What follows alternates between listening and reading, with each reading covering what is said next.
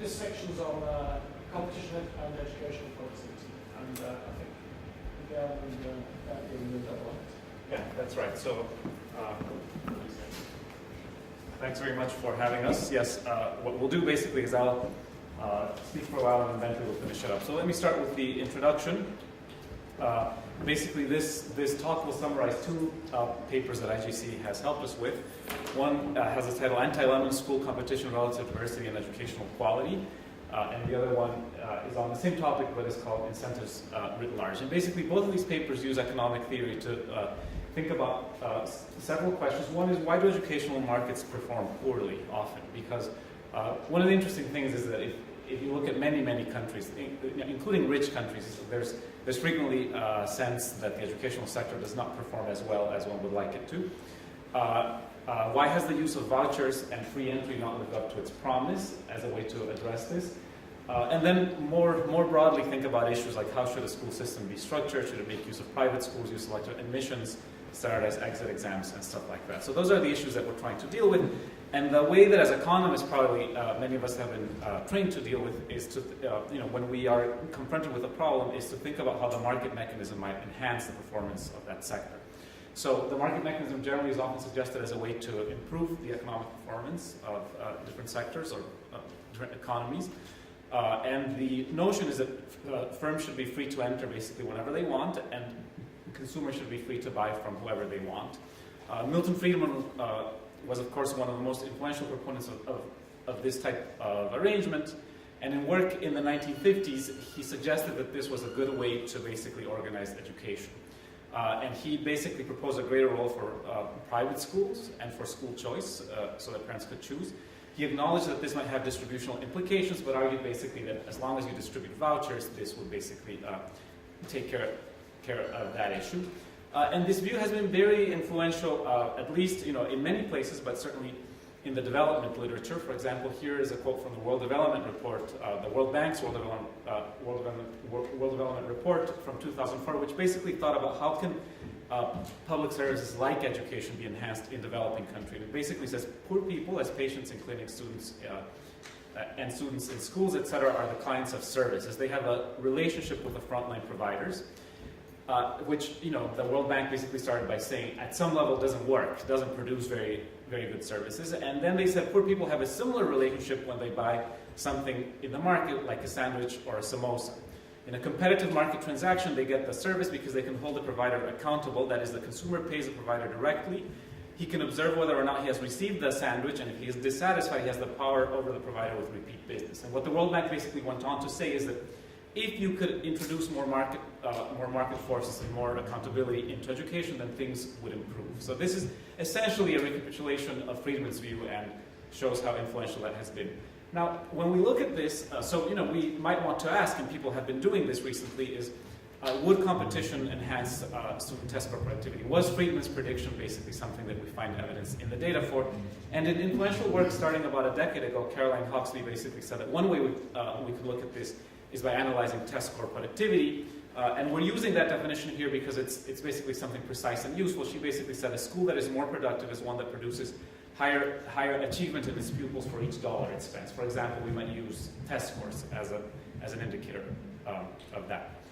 So when we look at this issue and we ask, does competition really impact test productivity? We can look at the evidence. And the literature has generally expected that this impact would originate in two aspects. One, there might be a private productivity advantage. So if, as Isaac was saying, it is possible that private schools are simply better at teaching. So in that case, simply moving some kids from the public to the private sector would basically raise learning. That would be one source of the productivity impact. And the second might be just a generalized response, or what we might call a general equilibrium effect, that if you introduce more competition into a market, everyone's going to get better, including public schools. One contrast which I'll raise here is that the first of these can be analyzed basically any place you have a private school. You just make a comparison, which is difficult to do, obviously, but in principle can be done anywhere. The second requires observing a substantial change in some market where competition is introduced in a large scale. So let me summarize briefly. So one of the papers we've done summarizes part of the literature in this. And if we look at question one, basically there's a large literature on this issue, and we start in this paper by saying where the US literature is on it, and we cite 2 reviews on this, one by Derek Neal out of Chicago and one by Lisa Vero and C.C. Ross. And basically both of them reach similar conclusions when they look at the US literature on this issue. Neal says measured solely by achievement and attainment effects, existing evidence does not support the view that private schools are generally superior to public schools in all settings. They basically find that the evidence is mixed. One of the things we do in one of the 2 papers, which I cited, is we look at how the developing country literature can basically complement this finding.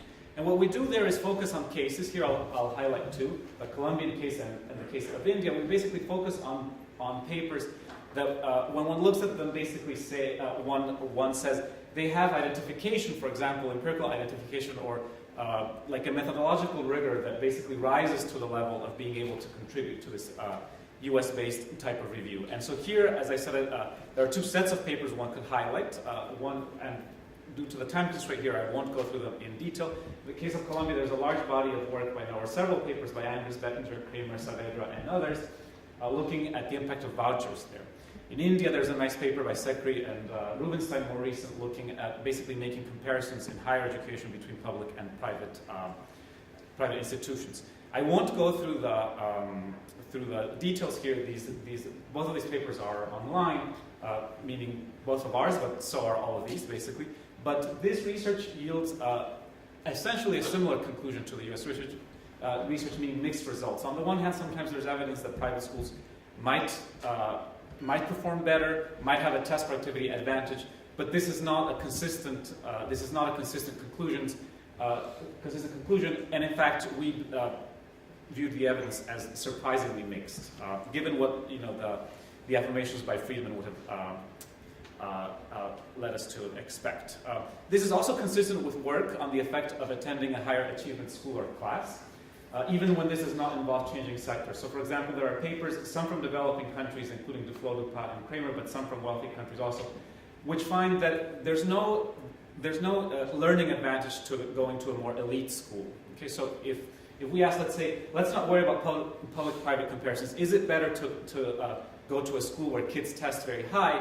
The answer seems to be sometimes yes. There are papers that say yes, but there's also lots of papers that say no. For example, let me cite 2 recent ones. There's one by Josh Angrist and a separate one by Roland Fryer, both in the US, that basically look at the impact of getting into very elite schools in New York City and in Boston. They have rigorous testing outcomes, and they basically find that at least for the marginal student, there's no benefit to going to one of the elite schools in terms of learning. And lots of the literature in different countries, including developing countries, oftentimes yields this result. So it's not only when you look at a public versus private school, even when you look within a sector, frequently there's no impact, there's no evidence, or there's no consistent evidence, I should say, that going to a school with higher test scores makes you learn more. Okay? So this basically covers this point 1. Is there a private productivity advantage? I would say our papers basically say the evidence on this is surprisingly mixed. Sometimes there's an advantage, sometimes there's not. But given what Friedman would have predicted, it's surprisingly mixed. Second question is, would there be a generalized response to competition? Is it good generally to say massively introduce competition into an educational sector, and will that improve learning and performance? Now here also there's evidence from the US and from developing countries that we cover in this paper. And here actually I would argue is one place where the developing country evidence is perhaps richer just because of the setting. In the US, this mainly has been analyzed in the situations in which basically parents have choice between school districts. And there the evidence is quite mixed as to whether areas that have more school choice perform better or not than areas that have less choice. There's a famous debate between Caroline Hawksby and Jesse Rothstein on this. But 2 countries that illustrate the contributions that basically the developing country literature can make to this area come from Pakistan and Chile. And let me start with Pakistan. Basically, Pakistan is interesting, although this also happens in Latin America and elsewhere, in that there's an extensive for-profit, unsubsidized private sector. So this is one case where, and this is true if you look at many low-income settings, lots of us know that. If you go, you will see a surprisingly vibrant private sector in many places where basically parents are paying out of pocket for their kids to go to basically very modest private schools. And parents are voting with their feet, so to speak. In a nice set of papers here, I cite one, Andrabidas and Khwaja look at 4 large provinces in Pakistan which have recently experienced substantial growth in private enrollment. Balochistan went from 4 to 6% and Punjab from 15 to 30%. So the private sector in these places accounts for a lot of the educational market nowadays. Nearly all of the growth which you document is due to secular for-profit institutions, and it's also associated with what we'll call here like stratification, meaning income classes sort of segregating. So for example, Andrabi et al. Basically say nearly all rich children in urban areas, almost a third of the richer rural children, and close to 10% of children in the poorest deciles nationally were studying in private schools. So there's a sort of vibrant private entry and basically like stratification. This, in the case of Pakistan, is feasible due to low cost. So basically these are schools that are run very cheaply. A typical private school charges $18 per year and hires relatively untrained teachers and operates primarily at the primary level where it's possible to operate or where it's easier to operate with untrained teachers. This implies, they say, that society could buy education for much lower cost than it is doing in the public sector. And then one might ask, well, would this come at the cost of much lower educational attainment? This is essentially question one: are private or public schools better or worse? And they answer, not necessarily, although there's no particular clear source of variation in that. The other case which we look at in this paper is the case of Chile, which might be out of the developing country literature, although now Chile is probably more of a middle or upper middle income country. It is the country that most seriously basically took Friedman's idea. It said, what if you really run education by using the market to do this? And let me say a couple of slides on this. In 1981, Chile basically introduced an unrestricted voucher scheme. It basically took ISEC's model to the maximum. It basically said, here are vouchers that you can use to buy schooling from the public or the private sector, and anyone can use them irrespective of their income. So even if you're a wealthier child, you can use this voucher. And furthermore, it said any school can open to run, and take these vouchers subject to sort of minimal conditions. The school can be for profit, and since 1997, those schools are also allowed to charge tuition add-ons. Now, this led, in the case of Chile, to dramatic growth in the private sector, sort of consistent with what Andrabi Das and Khwaja might predict. In the Pakistan case, by 2009, so roughly 20 years later, if you looked in Chile, private enrollment was up by 51 percentage points. And if you looked at urban areas, really the vast majority of kids go to private schools, something like 60, 70, 80%, depending on the town or the city that you look at.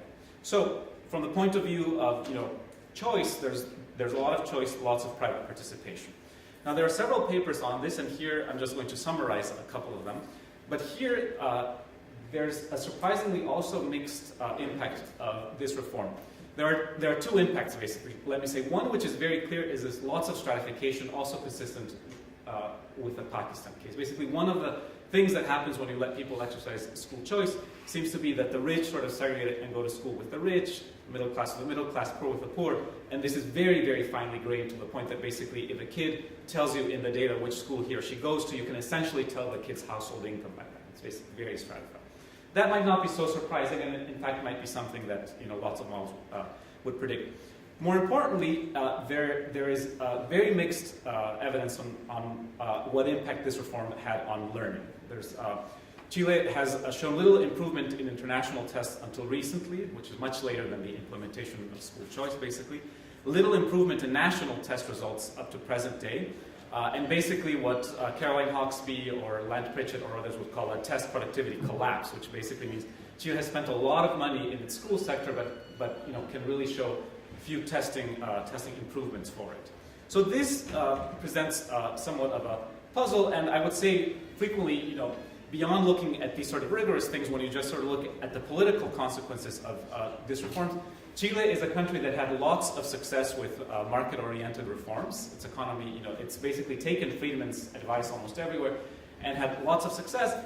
But interestingly, in the educational sector, it has not met with this success. And when you look at the politics of it, for the past 3 or 4 years, Chile has experienced substantial student riots, which are currently threatening the conservative government, ironically, which is probably one of the ones that is the intellectual heir, at least to the government that implemented these reforms.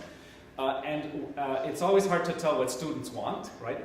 But what they say they want in these riots is basically they want an end to for-profit education, both in K-12 and in higher education. They ask that everyone be allowed to have a quality education, and they also ask for greater subsidies. So this is kind of a puzzle, I find, because you give kids you give kids and their parents lots of school choice.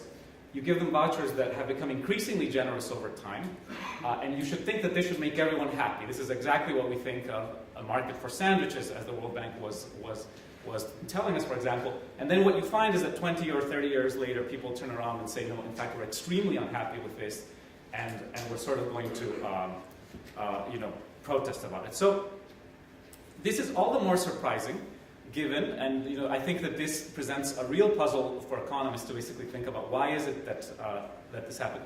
This is all the more surprising. All of this evidence, which I've cited up to here in this talk, is all the more surprising given that there is very good evidence in economics that parents value higher testing performance. That when you give, so in the U.S., for example, here we cite some cases. If you give parents information on which schools have higher testing results and you give them school choice, they tend to ask for those. Chile is, of course, consistent with this in the sense that a large proportion of people basically left lower achievement public schools and moved to higher achievement private schools. They voted with their feet. Now, in the aggregate, this didn't raise testing outcomes, but basically people seem to, in the exercise of their choice, say, I'd like higher achievement outcomes.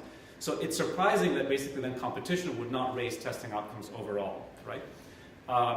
And furthermore, one asks oneself, if, consistent with those studies by Angus in the US, which I mentioned, if schools with higher test scores don't have higher value added, if they don't teach you more, then why are parents so interested in basically accessing them? They're willing to pay more for them. In the US, Bentley and I live in New York City. We teach out at Columbia, and we see that, for example, New York parents are extremely eager to get into higher testing school. Angus says, well, your kids don't learn anything more there, then why would they exert such an effort? Similarly, in Pakistan, we might ask, well, why are people taking money out of their pockets to do it? Now, this is a question, conceptually, economists have generally answered this question speaking about peer effect, saying maybe you learn more when you're surrounded by smart people, but once again, the literature is inconsistent with that. If that were true, we would be finding that going to a school that is highly selective should lead to higher learning value, but the evidence on that, once again, is quite mixed, and in fact, the evidence on, the direct evidence on analyzing for peer effect is also quite mixed.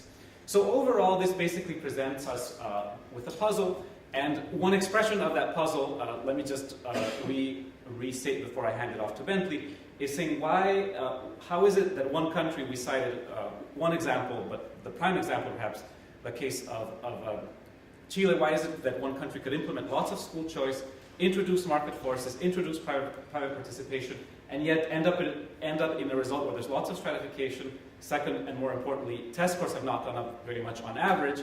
And third, people might be unhappy. So this is, when we set out to work on these papers, particularly on the anti-allowance paper, this is the general theory, this is the general evidence that we're trying to address, this is the general puzzle that we're trying to deal with.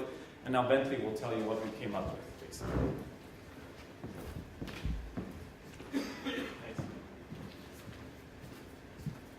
All right, well, in case you can't see, the slides that should be shown, we have actually, I think we have 6 sections, and so Miguel is doing 3 and I'm doing 3, so it's an egalitarian division of duties. First, let me thank IGC for the support of this research. It's a great pleasure to be here. In particular, I've been thinking about this problem a long time. You probably wouldn't believe it, but I've been thinking about this problem for about 30 years. I actually started teaching in a little high school in rural Nigeria many years ago, and it always struck me at the time when I was there. I was saying, well, you have all these people who are working very hard, and yet, there seems to be certain systematic problems with the way the system was organized. And so I spent the rest of my life trying to understand why that's the case. And I've just recently sort of come back into the development field with the help of this particular project. So what I'm going to talk about now is sort of where the thinking has sort of led us in trying to understand a very important, very difficult problem, which is the problem of education provision. Now the second thing, so what we're going to do now is the next few sections, we're going to talk a little bit about theory. And in economics, of course, theory and evidence sort of split up quite a bit, but there are actually a couple of reasons for doing that. So we're going to have a way of looking at the world that will do sort of 3 things. The first thing it will do, it'll help organize this data. And up to now, when I started talking to Miguel about this problem, this literature right now has no sort of overarching way to think about it. It actually could organize quite a large set of facts. So the model we're going to talk about next is going to be extremely simple, because it's going to organize a collection of facts. Secondly, the theory will also have new predictions, and therefore it's going to be falsifiable. So the theory will also help us provide new predictions, new ways of looking at the data. And one of the implications of the theory, it turned out, which in the first version we made this prediction, and then after the first version and the current version, we actually some papers, a paper came out that actually showed that one of our predictions, increased selectivity gives lower student effort, was actually shown to be true in the United States. So that was sort of interesting. And the third reason, and I think the reason why we're here and speaking to this conference, if we have a way of looking at the world that sort of accurately reflects how it functions, then that will provide a way of thinking about various policy options. In particular, as Miguel's pointed out, Friedman had this sort of very nice idea that market competition can enhance the supply of services. The World Bank has bought into this story, and we're not going to say that competition isn't good, but what we are going to say is quite complicated, in the sense that our bottom line is that these kind of markets are quite complicated. You can understand them. In fact, we'll talk about the theory in a second. They'll sort of help us understand it. But you can't just go in and say, bring in the silver bullet, increase competition, and expect that to produce good outcomes. What we want to do is try to explain the heterogeneity, that sometimes it works and sometimes it doesn't work, and then provide a way of understanding under what conditions will we expect bringing markets or bringing clients will in fact enhance performance. So let me just go through sort of the basic model or idea to illustrate these points. So in this paper, in our paper, 2011 paper, we introduced a competitive model of education labor markets to account for these facts. In particular, the model is going to be relatively simple, and it's only going to have one sort of imperfection or ingredient. And we're going to suppose that wages are essentially equal. This is a standard assumption in economics. Wages or market wage tends to reflect a person's underlying skills and ability. Secondly, and this is when somebody's offered a market wage, a competitive market will try to estimate how valuable is that person to me as a firm. And I'll use any signal I have available. I'll use their family background, I'll use their education, I'll use the way they speak. And these features have all been shown to actually affect a person's starting wages. And the reason people do that is because that'll help me understand whether this person will contribute to this firm and help me actually do a good job. The other thing to keep in mind, this is particularly important, is skill accumulation depends on effort. There's a tendency within the educational literature to say, okay, teachers are at fault, we have to supply a service to individuals. And I'll come back to this in a second, but one of the ways to think about education is more like an employment relationship. That is, the teacher's employing the student worker who's unpaid and then is expected to work for basically no compensation. So that's the situation we're facing, and once you frame it as an employment problem, you can see why education is actually a difficult problem. How do I motivate these individuals to work hard and to acquire these skills that are going to be valuable for them in the future? The model will have no peer effects, and as Miguel's already discussed, there's very little evidence of this. And then we'll also suppose school value as a function of school productivity resources. And we're going to suppose, and the reason we call it incentives writ large, is the overarching theme is whenever we look at any kind of environment, particularly when we look at child development and education, is what's driving those systems to work are the future returns. That is to say, what they expect to get when they get older. Will I have a good life? If going to this school, will I have a family? Will I have children? Will I be able to get a job? Those are the questions people ask when they acquire an education. They're fairly concrete questions. They're not asking, will I get a higher test score? Test scores in general are simply diagnostics to see whether my education system is working or not. We tend to focus a lot on test scores in the education literature because they're easy to measure, not because they're important. They're basically not relevant to a person's life. What's important to life is not their test score, but basically whether I can eat well, whether I can have a family, whether I can have a house. And so when I say incentives writ large, I'm saying, can I design a system that allows individuals to achieve those particular goals? And that's sort of the overarching theme. Now, one thing you want to understand is one of the features of these markets is people are they're very concerned how they appear to the market. If the market's actually rewarding you for your signals, then they will carry out actions to enhance those signals. And one of the things that people do is they use signals of where you went to school to assess your qualities. And here's an example from Antonia Scalia. It says, by and large, I'm going to be picking from law schools that basically are the hardest to get into. They've been the best and the brightest, and they may not teach very well, but can't make a sow's ear out of a sick person. If they come in the best and the brightest, they'll probably go and leave the best and the brightest. Okay? Now, what he's talking about is actually, I don't know if any Yale Law School graduates. He's basically talking about Yale Law School, which supplies most legal academics in the U.S., which is well known to be sort of a so-so law school. It's very bright people. But the issue is that what's important is the individuals are trying to acquire the Yale Law School degree because that'll give them high outcomes in the future. Okay? Individuals realize, and other markets have this feature, so individuals realize school membership credibly conveys information. So the idea here is we want to explain, why do people care about their peers? They don't care in this world, they don't care about their peers because they're necessarily going to learn from them. They care about the peers because if they're in that group, they become associated with that group, and group membership then gives them some future benefits. Now, for example, Groucho Marx has a famous quote which he sent to a club in Los Angeles. Please accept my resignation. I don't want to belong to any club that will accept me as a member. He felt that any club would accept him. It's got to have really low standards, and therefore he doesn't really want to be a member of that club. And so that simple idea will in fact help explain a phenomenon that we observe in many situations where elite schools or elite organizations or elite groups are very difficult to get into because people want to have that signal or that membership associated with their name. What we do here is we introduce what we call an anti-Lemons effect. So if you remember the Akerlof-Lemons effect, is that when there's asymmetric information in the marketplace and we don't know very much about the goods that are being sold, then there's going to be an incentive for the good buyers to leave the marketplace.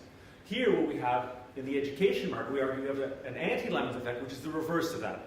What occurs is that I can enhance my reputation by simply jumping into the market and cream skimming the most able individuals.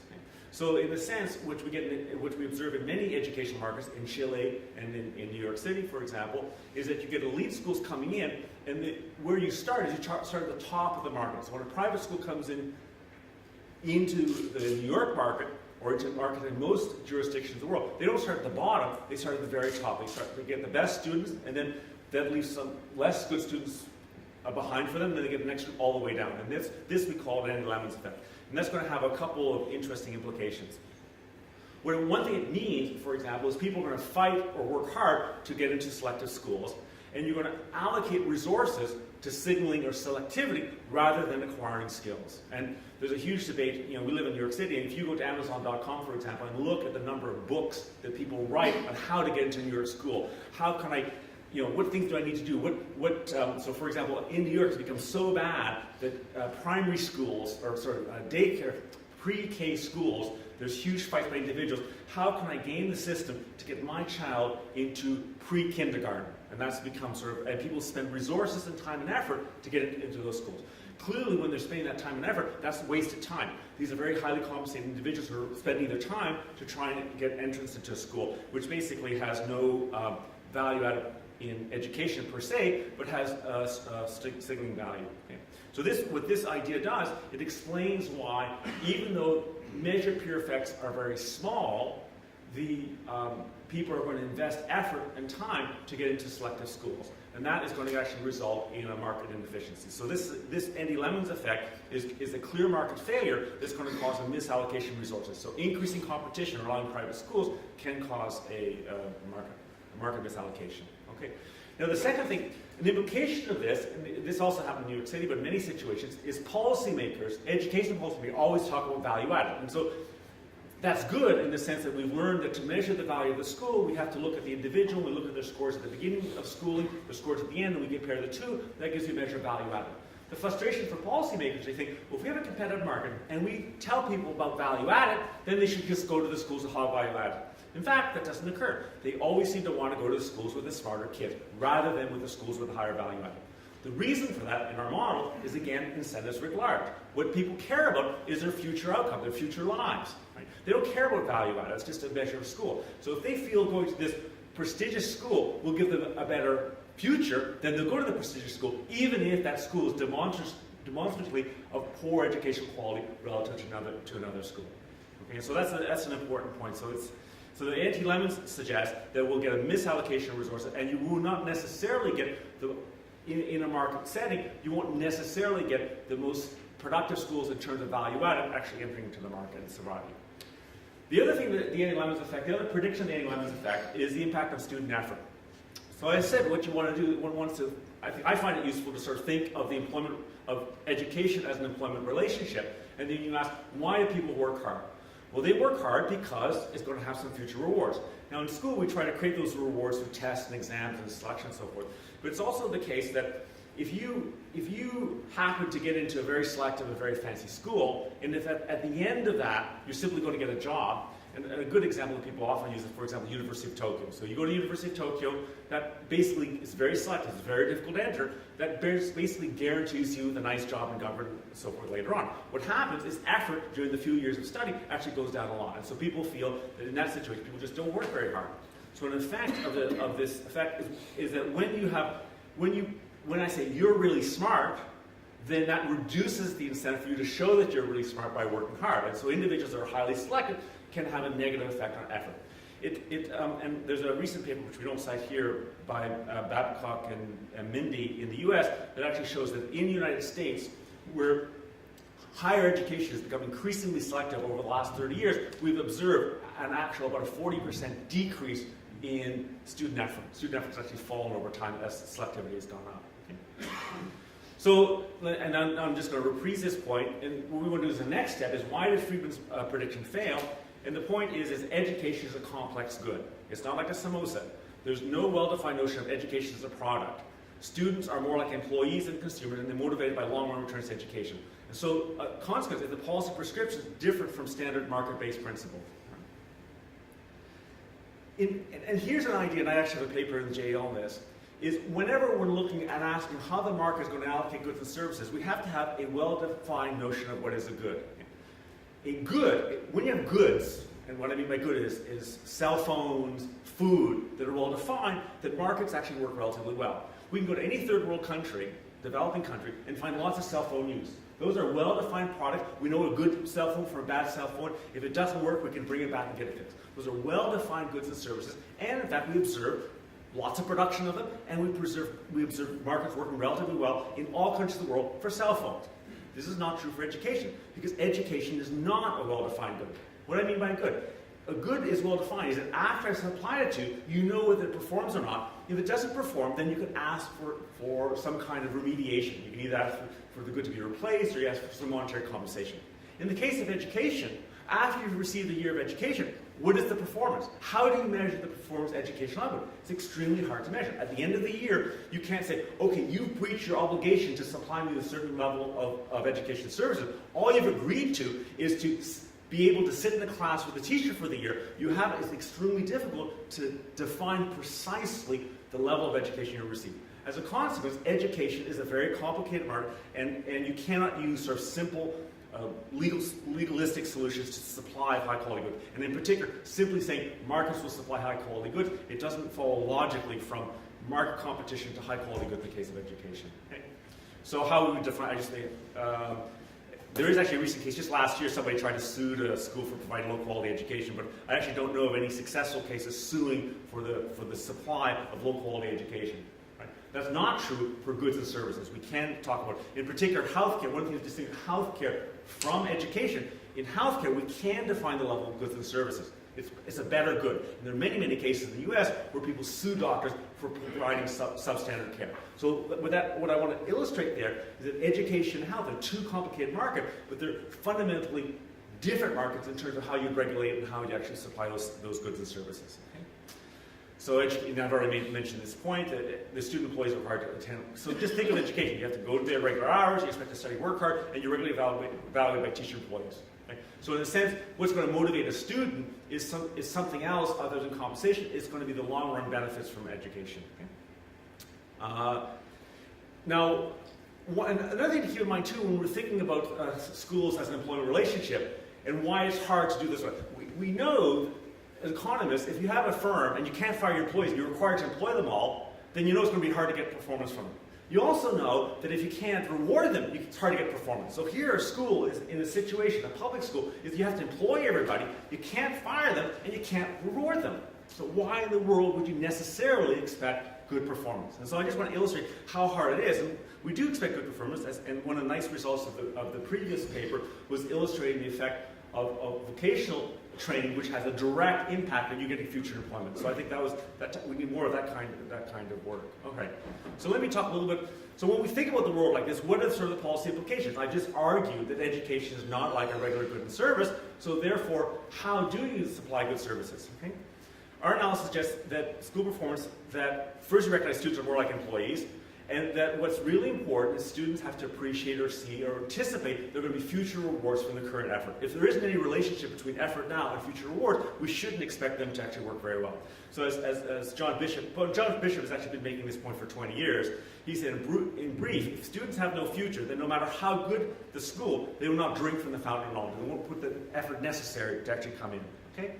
So a good example. So I'm going to give you some numbers. There are good examples of higher education. So there are many more college-educated individuals in richer countries. For example, consider Ghana, Tanzania, and the U.S. They have per capita incomes of $2,900, $1,400, and $47,000. So the U.S. is much richer. We don't have good wage data for Africa. So one of the problems we face when you're looking at a place like Africa is trying to figure out what are the future wages and employment opportunities as a function of education. But one thing we can do is sort of look at, here I got a graph of simply from IPUMS, simply looking at the number of individuals by occupation and levels of education. So here what I'm illustrating, so if you look at legislatures, for example, 5.7% of the fraction of population with some college education in various occupations. So 5% of the US population has some college and are legislators or senior officials. Right? So we have a lot of legislators. Right? In Tanzania it's 0.04%, in Ghana is about 10%. Okay, professionals in Ghana, about almost 2% professionals of the population are have some college. In Tanzania is 0.08%, and in the US is actually much higher. So when you sort of look at those figures, you say, wow, the US is a rich country, it's got way more people with high levels of education, therefore education is a good thing. Okay, so the fact that there are a lack of highly educated individuals might suggest that simply becoming rich requires more education. Certainly many economists point to the high returns in education, and in fact, just last week, I heard two distinguished economists in the US saying, look, the returns to education are very high, therefore people should get more education. Now in fact, they committed a simple error because the fact that the returns to education are very high does not mean that for a particular individual, getting more education is going to give them these expected future returns. Okay? But certainly it's a common theme that goes through much of development economics. Let's have a look at the data differently. So what I want to do now is instead of asking the question, okay, there's not many college-educated people, rich countries have more college-educated people, therefore we should get more education. Let's now look at the fraction of individuals, and here what I want you to focus on is the fraction of some college-educated individuals in various occupations. So what I've got is a full population of some college-education individuals, and then look how they're distributed across different occupations. And the thing I want you to really look at is this number. Not in universe. Not in universe means that you weren't in any of the things above, which basically means you're out of the labor force, unemployed. Now, if you notice here, is you have 30% not in universe in Ghana and Tanzania, and 13% in the US. So the US, not only does the US have way more some college-educated individuals, but those individuals, way more of them are also gainfully employed. So when you look at this number, you sort of think, well, if I don't have a college education, and you know if you're in Ghana, getting college education is really hard, right? Well, it looks like there's a 30% chance that after I spend all this effort getting college education, not much is going to happen. I may be unemployed. I've got no future. So a rational person may actually say, well, it doesn't necessarily make sense for me to go get a college education. I may not be able to work with my dad or work in the farm, whatever. It may be the case that the returns that aren't as high as one would expect. And so when you look at that, you can sort of see, well, maybe that there's an explanation of why people aren't jumping in to get this additional education in these countries. Let me look at this number again. Hope. So the differences in distribution by occupation between these countries is striking. Notice that I mentioned this. Okay? So, but let me look again across all levels of education. So the next graph is the same data, but now what I've got here, on the bottom axis I have level of education, no schooling to university completed. The yellow curve is the US. It's nice and smooth, right? And then the other two colors is blue is Ghana and red is Tanzania, right? So what we're doing again is just, what I'm just plotting is not in universe. I don't have actual wages, so I can't measure that. But it's pretty striking that in the US, as you get more education, your chance to be gainfully employed go up a lot, right? So if you're in America and you're saying, oh, if I have no schooling, and people with no schooling, basically people who are probably mentally ill, have some other problem. But I get primary school, well, there's a good chance I'm not going to be doing very much in my life, but as I get more education, the likelihood of finding some gainful employment goes up a lot. So you can see there's a very steep incentive curve in terms of having a good outcome. Now, I'm not talking about wages. I'm just saying what we care in our life is having a life, having a job, having kids and families. And so what we're illustrating here, in the U.S., there's a steep incentive for you to actually get additional education. But if you look at Ghana and Tanzania, it's a lot flatter, right?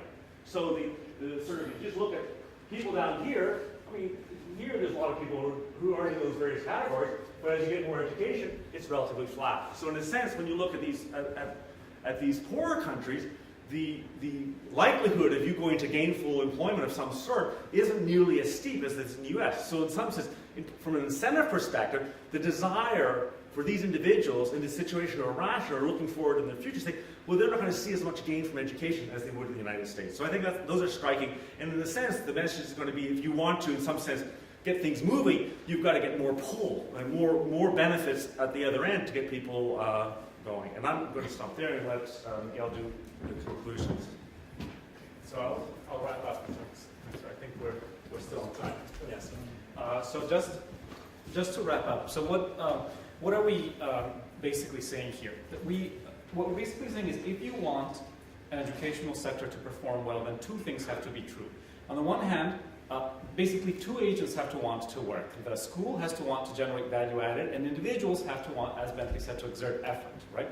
So you want, number one, mechanisms aligning student expectations with labor market outcomes. If you want students to work hard, well, working hard might mean I actually want to go to school, either to vocational school or any type of school, and when I'm in school I'm going to pay attention and try to learn. It's got to be that effort is somehow linked to future outcomes. Not to test scores, because ultimately one might not care about test scores, but to, as Bentley said, will I have a life, will I make money, is the probability that I will be unemployed low, et cetera, et cetera. So you want to craft a system that basically lets individuals see that, right?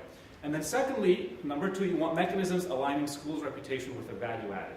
The market is complicated, and you don't necessarily want like an environment where schools can basically come in and say, I'm going to be a fancy school and have a good name simply because I get wealthier kids. I'm a private school, even a private school in a poor village. If I get the wealthier kids, I'm going to look good, right? Because those kids do better. You basically want a situation where the firms can be judged on their value added. Am I teaching better? Am I generating greater cognitive or non-cognitive skills? Now, achieving these 1 and 2 is difficult. As Bentley said, this is a sophisticated market and requires elements of what we broadly call market design. It basically says you can't just think of a simple solution like let's allow private participation, let's allow this or that. It actually requires crafting this, and this is not easy. In these two papers, we discuss some ways in which one might do that. For example, one thing in order to align schools' value added with a reputation might be to have open enrollment and admission lotteries, somewhat like US charter schools do, where they basically say anyone can apply to this school, and if there's oversubscription, there's going to be a lottery and it's going to be random. That makes it hard for the school to just coast by saying, I'm going to cream skim and therefore look good. You actually have to teach, right? You actually have to do something. A second type of thing that is open to many countries, in fact many African countries do this, and I personally think that the US and many Latin American countries could learn from this, is to have national graduation exams that may be used by employers. These basically provide signals to students, on the one hand, on the relationship between achievement and employment, and they allow employers to know more about employee ability. So then I might say, I'm not just going to hire someone because they come from a fancy school or from a private school or from a grande école in France. I'm going to hire them because they do well in a quantitative measure, right? And then when the student sees that and says, well then, if I work really hard and do well on that quantitative measure, I might be able to get a better job. And these are actually cases, these are not simple policies to put in. These are policies that might be politically difficult to put in. These are policies that require lots of design. But they're policies that might improve the matching process in the labor market and also mitigate what we call the anti-Lemons effect. And all of these illustrate something that Bentley always emphasizes, is that in order to make the education system work, it's highly likely that we have to think about how to link labor and school markets. I think I have one more slide to conclude, or two. Secondly, I think there's a lot of emphasis in education and in development about resource-focused policies, saying like, how could we spend resources on schooling, what will work? And there's solid research, including many experiments, that show that certain inputs raise learning, right? The broader picture, however, is one where we seem to spend money in schools, and test scores don't go up by a lot. This is what Hawksby and Pritchett call a school productivity decline.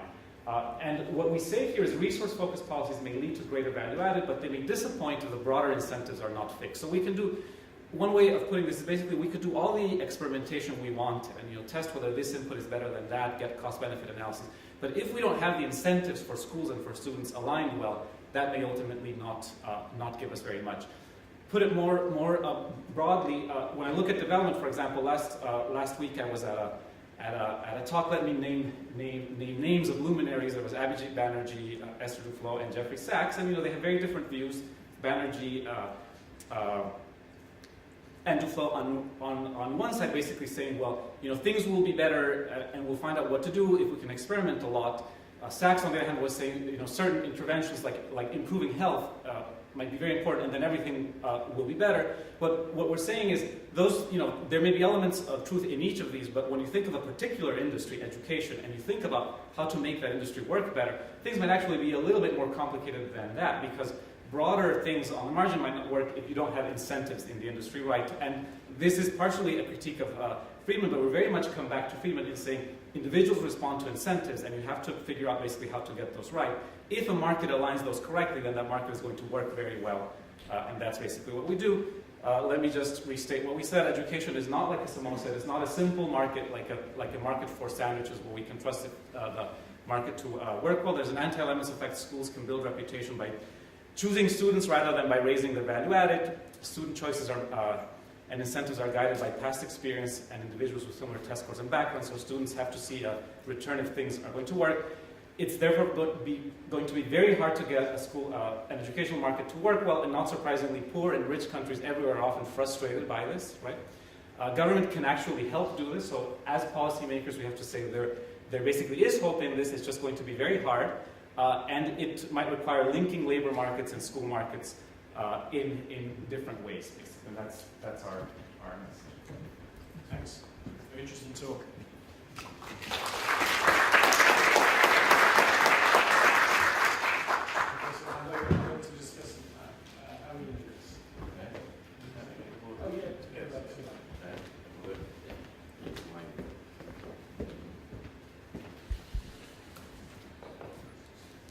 Okay, thank you very much. I want to thank IGC for the invitation to discuss these very important two papers.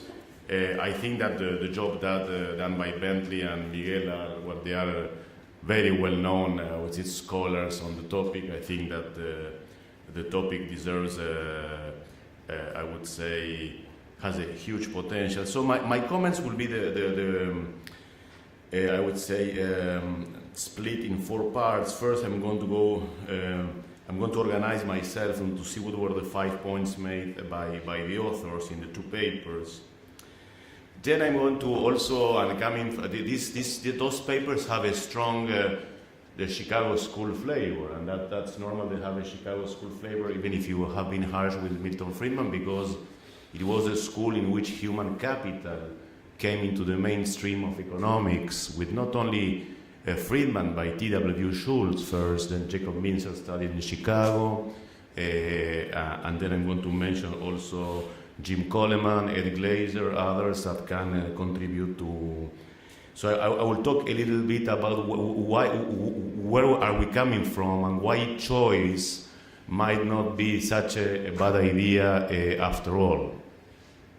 Then I'm going to comment about the very important and the very robust models that the authors are construing, but also I'm going to analyze whether the model is I would say, a useful model to understand the future, I would say, of education productivity. The use of vouchers or free entry has had mixed results to improve productivity. Miguel used a lot of time talking about Chile and saying, well, and now we have the riots in the. But of course, I wanted to know, I wanted to see some benchmarking, why he couldn't compare Chile to Argentina, Paraguay, or Bolivia, or other countries which did not introduce vouchers, and what are the differential performance with these. But this is. The third point is, do we have an optimal system that could be construed? And I think the authors have a project towards this. Very important point, and very important point in general, what's going on, I would say, in emerging societies and more in developed countries and maybe in poorer countries, is the higher achiever schools do not invest in supplying higher value added. In some sense, we are treating some of this diversity in education in order to attract, the anti-lemons. I love the anti-lemons, I would say, because we want to attract, to have the good students in order to have at the exit of the institution good students. I mean, we have to do a very tough job to to get a very good, I would say, student and get out a lemon. No? So I like the anti-lemons. And then the very important point is tying the educational model to the labor markets, in the sense that, of course, you're going to have, an incentive for those agents to adhere to the education if, of course, the rate of return on human capital are adequate. Let me go to the Friedman. I mean, the umbrella, I would say political economy umbrella of this paper is Milton Friedman. They say why Milton Friedman failed. I think we have to know where we are coming from. In some of these countries we were coming from, and I come from Argentina, in which you had a total monopoly, not only in the provision of educational services from the part of the state, but also a total uniform mentality in that. Let's say when Friedman was in the 60s doing this, and he said, okay, choice is good. And choice is good it is something that happened also if you study the economic history. And I will mention a very important two papers. One is also coming from people who studied in Chicago. David Gallenson, for example, studied the Irish position. I mean, this was in two states, in Chicago versus Massachusetts. Massachusetts has a totally public sector orienting educational system, very hard to break the monopoly in Massachusetts, and Chicago, which was a city of migrants, the Irish had the possibility in their collectivities, in their communities, to start, some schools, to have choice. So the results of David Gallenson, which are robust results, published in 1997 in the Journal of Political Economy paper on nativity, wealth, and attendance in early Chicago and Boston, is that obviously the social mobility of the poor Irish was much more important in Chicago than in Boston. So in some sense, you see that the tale about choice depends on the context. The second interesting paper that I would say that the author should is about Ed Glazer analyzing now a tale of two cities, Buenos Aires, where I come from, and Chicago. And it's very interesting because they analyze also in Buenos Aires, we have Domingo Faustino Sarmiento, the father of the public education in Argentina, so much praised that, and suddenly the findings of Ed are fantastic. We have, because of phenomenal difficulties for the migrants that were coming to Argentina, which is a country of migrants then, to establish their own, I would say, to have choice to establish schools. The Chicago city endowed 2.5 times more human capital and educational services to the young, I would say, to the young student. And so there is, Ed of course goes, and there is a path dependency problem. Obviously Argentina might have had a problem because the educational system was monolithic, while in the case, for example, in Chicago, there was another. And then I wouldn't blame Friedman about failing, and I think he's a little bit of a reduction in saying that Friedman is considering the market for education as a market for potatoes. I think if you know, you might be in favor or not, this great intellectual has other views, and by the way, human capital is not his specialization. And the voucher system in Chile is not a Chicago school, by the way, by product at all. You have Jim Coleman, the famous sociologist who had the report on education in the late 60s, early 70s. Jim Coleman analyzed the characteristics of schools. You have in your model saying, for example, that wages, after all, of the educated people will depend also on the familiar, I would say, a characteristic on aspirations.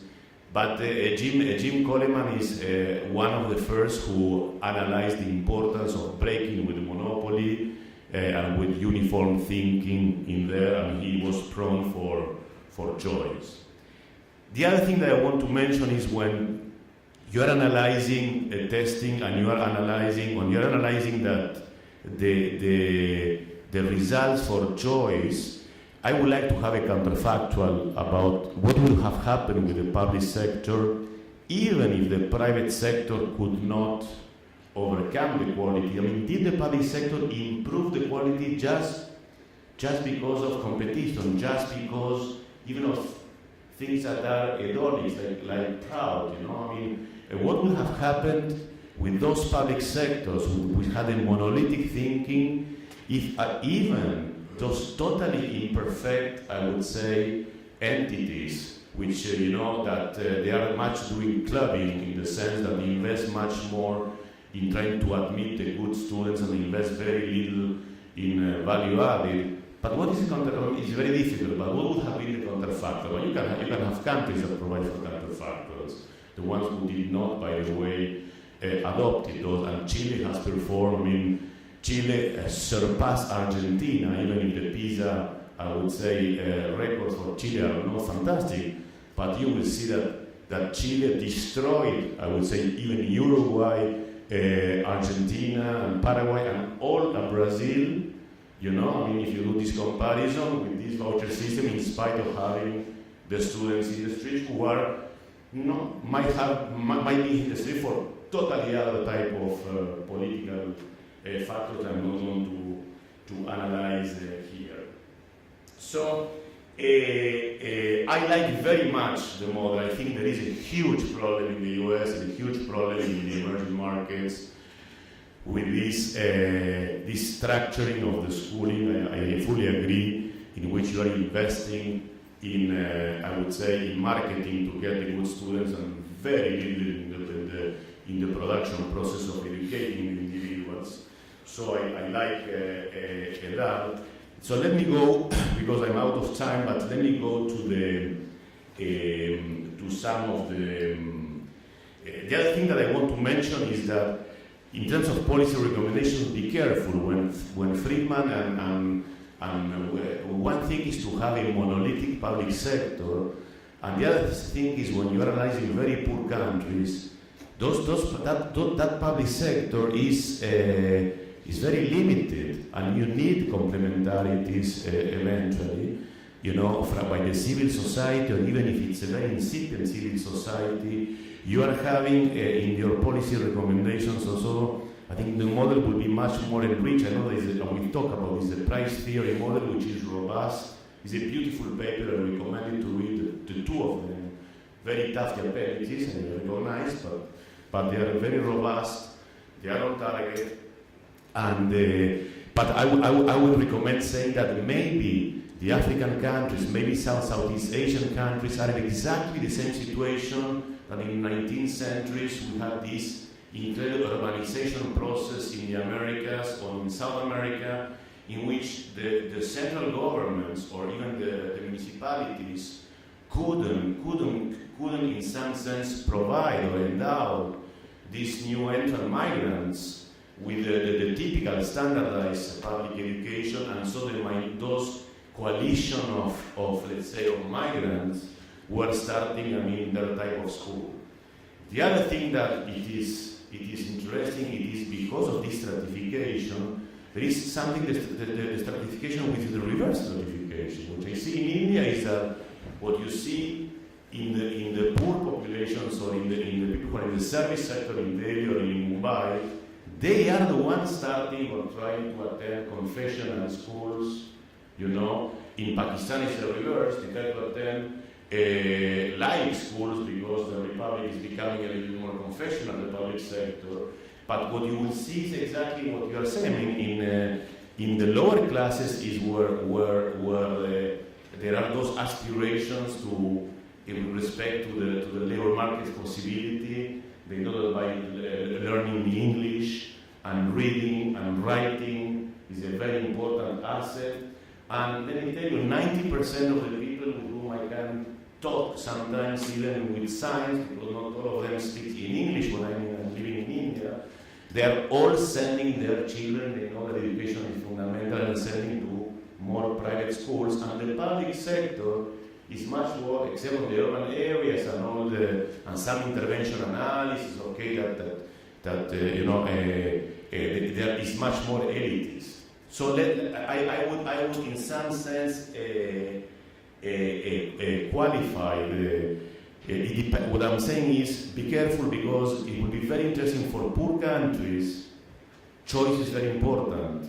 Maybe we have to guide choice. Maybe we have to have aid, international aid guiding the creation of of schools. But what is very important here, I finish, is you can have authoritarianism, central governments, and one can topple those type of governments.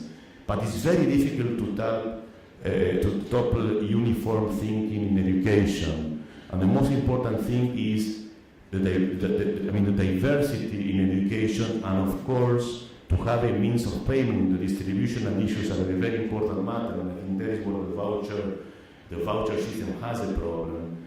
But again, so I like these two papers. We have to be careful in which context we want to apply them. But there is no, and the economic history, I would say, examples of when there was these huge waves of migration and huge waves of people that were not part of the networked intelligentsia or social classes of one particular region, choice to open up their own schools was an important factor for the social mobility. Thank you, and I congratulate you. Thank you very much.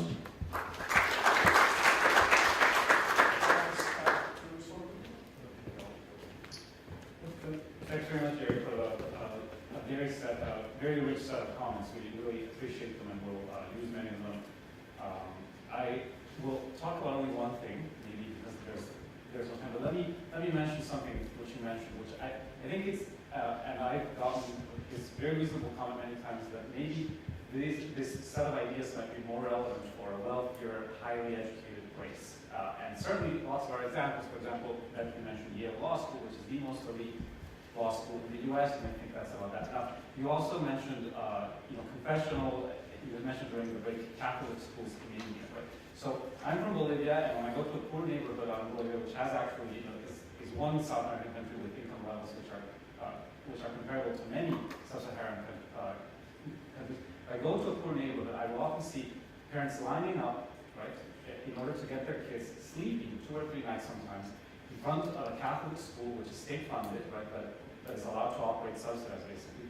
And so clearly parents are wanting to get into this school, right? So I see a lot of demand. That demand, as far as I'm concerned, is not so different from someone working really hard to get into a fancy New York school. They just take different expressions, right? Now, the question that we want is, we would want a market, right? What I would like is a market where people are sleeping outside like a school that has high value added, and then I would say then that type of choice is going to generate learning, right? In fact, what our model says is that the parent lining out outside the poor Catholic schools might not necessarily be choosing the high value school, and that's a problem. That said, I fully agree. So, for example, a system that I would like would be one where such variety of schools would be allowed to operate, right? For example, with a lottery system, so you would say, yes, if you want to open a Catholic school, I have no problem with for-profit schools. In this huge Chilean debate, I would say keep the for-profit schools, let them operate. Just make sure that the rules are such that basically you're getting what you want out of the market. So I would respectfully disagree. I think that the model is very easy to visualize in a sort of wealthy elite country context, but I actually think it's applicable to making school systems work in a very poor country. But the point is fully taken. We have to work on that, and I fully take all your other points. I think there's lots of really good stuff. Maybe afterwards I'll tell you something more. Yeah, let us make 2 points.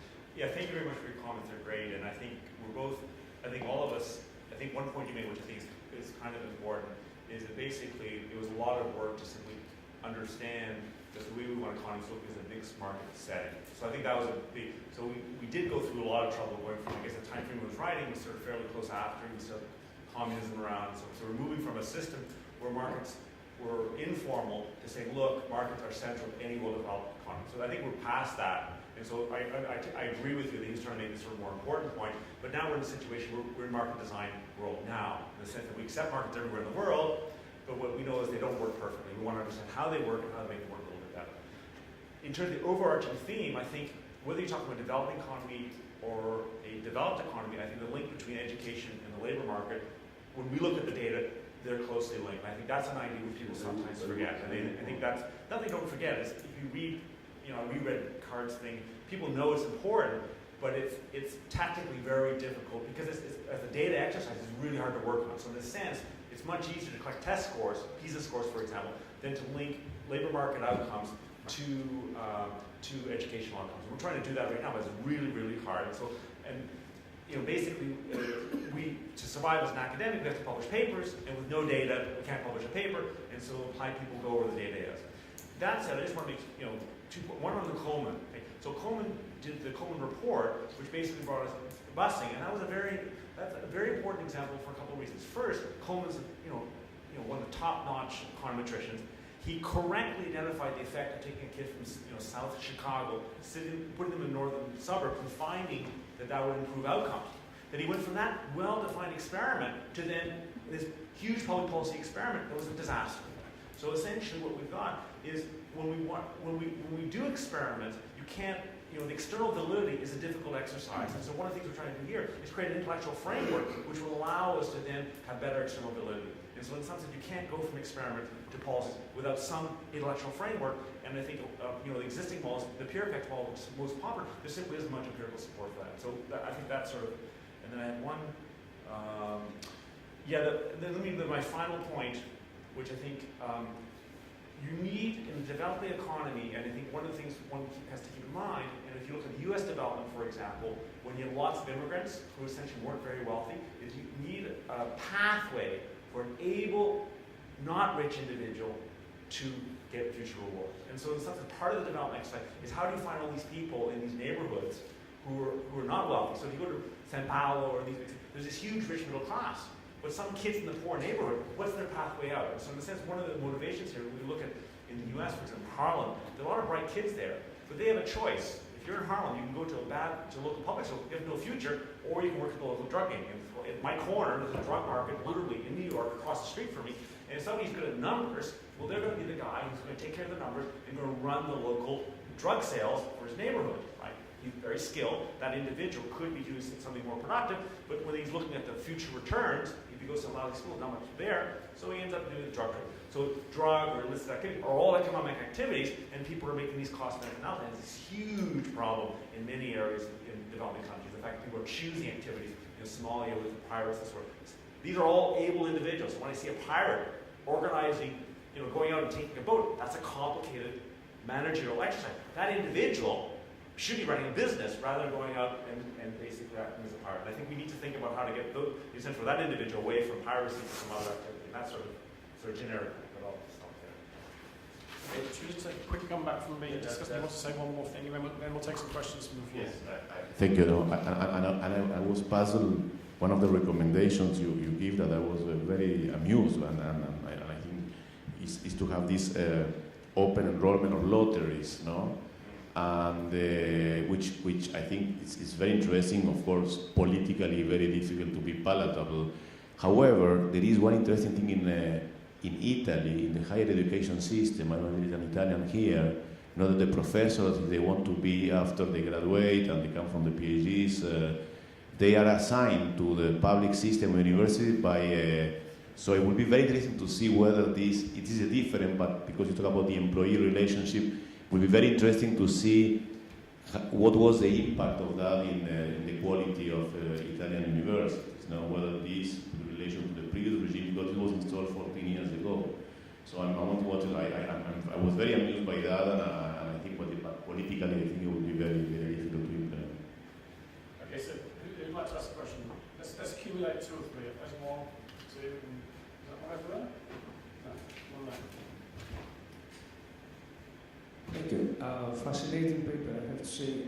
My question is more about the type of skills in your model. I don't know whether, I don't have the complete paper, so I don't know whether your model allows for a distinction between, say, general specific skills to use more traditional approaches like IPECs in the past, or, say, more recently, transferable vis-a-vis non-transferable skills. Because obviously this will make substantial difference in the whole model and the implications arising from that. That's my question. Thank you so much. My question was about your early reference to the Pakistan situation, where you had parents who are willing to pay to have unqualified teachers teach their students, their children. And I wanted to know what your explanation of that would be. Is it because, not that they would get any additional educational value in addition, but perhaps it was that they were going to get individual attention which they wouldn't get in the public school system, or could it be something else? Thanks.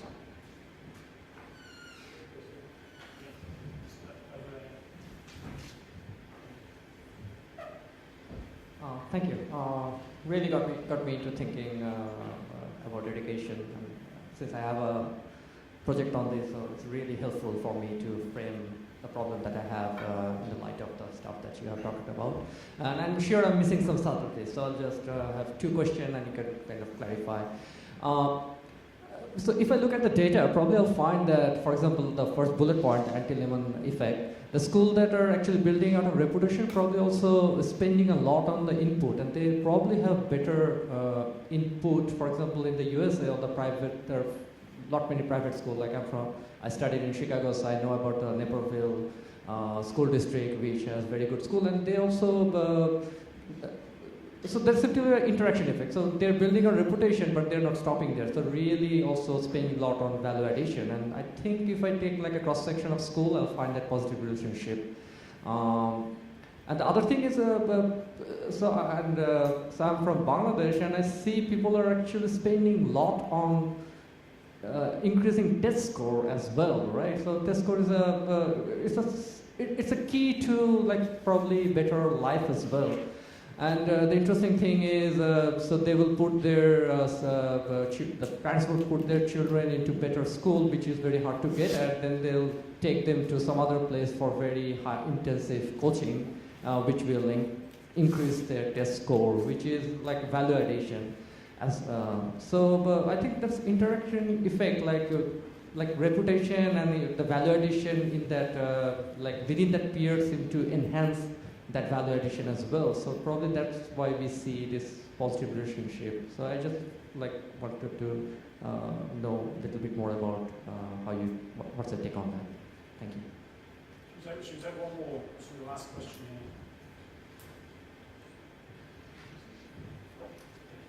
here. Thank you very much for two excellent presentations. Actually, the anti-limits effect is very interesting to me. I would like to make observation from the political economic perspective. Actually, education in any country, maybe primary, secondary, even tertiary, so the government must guide actually. So ultimately, you have mentioned that schools are stratified, so it may create discrimination in the society. So social stratification and others are there. So how the government public policies, how best education can be provided here, other than the discrimination in the society and the fiscal policy measures the government is taking measures. So in the ultimate analysis, that is very important in a country, in a developing country. I am not talking about the developed ones because that is not my concern. So, so you have mentioned about the linking labor markets and schools by enhancing information regarding individual capacity, but how we are going to enhance the individual capability, that is the education imparted by the schools. The test scores and backgrounds, actually, those are important. What is important?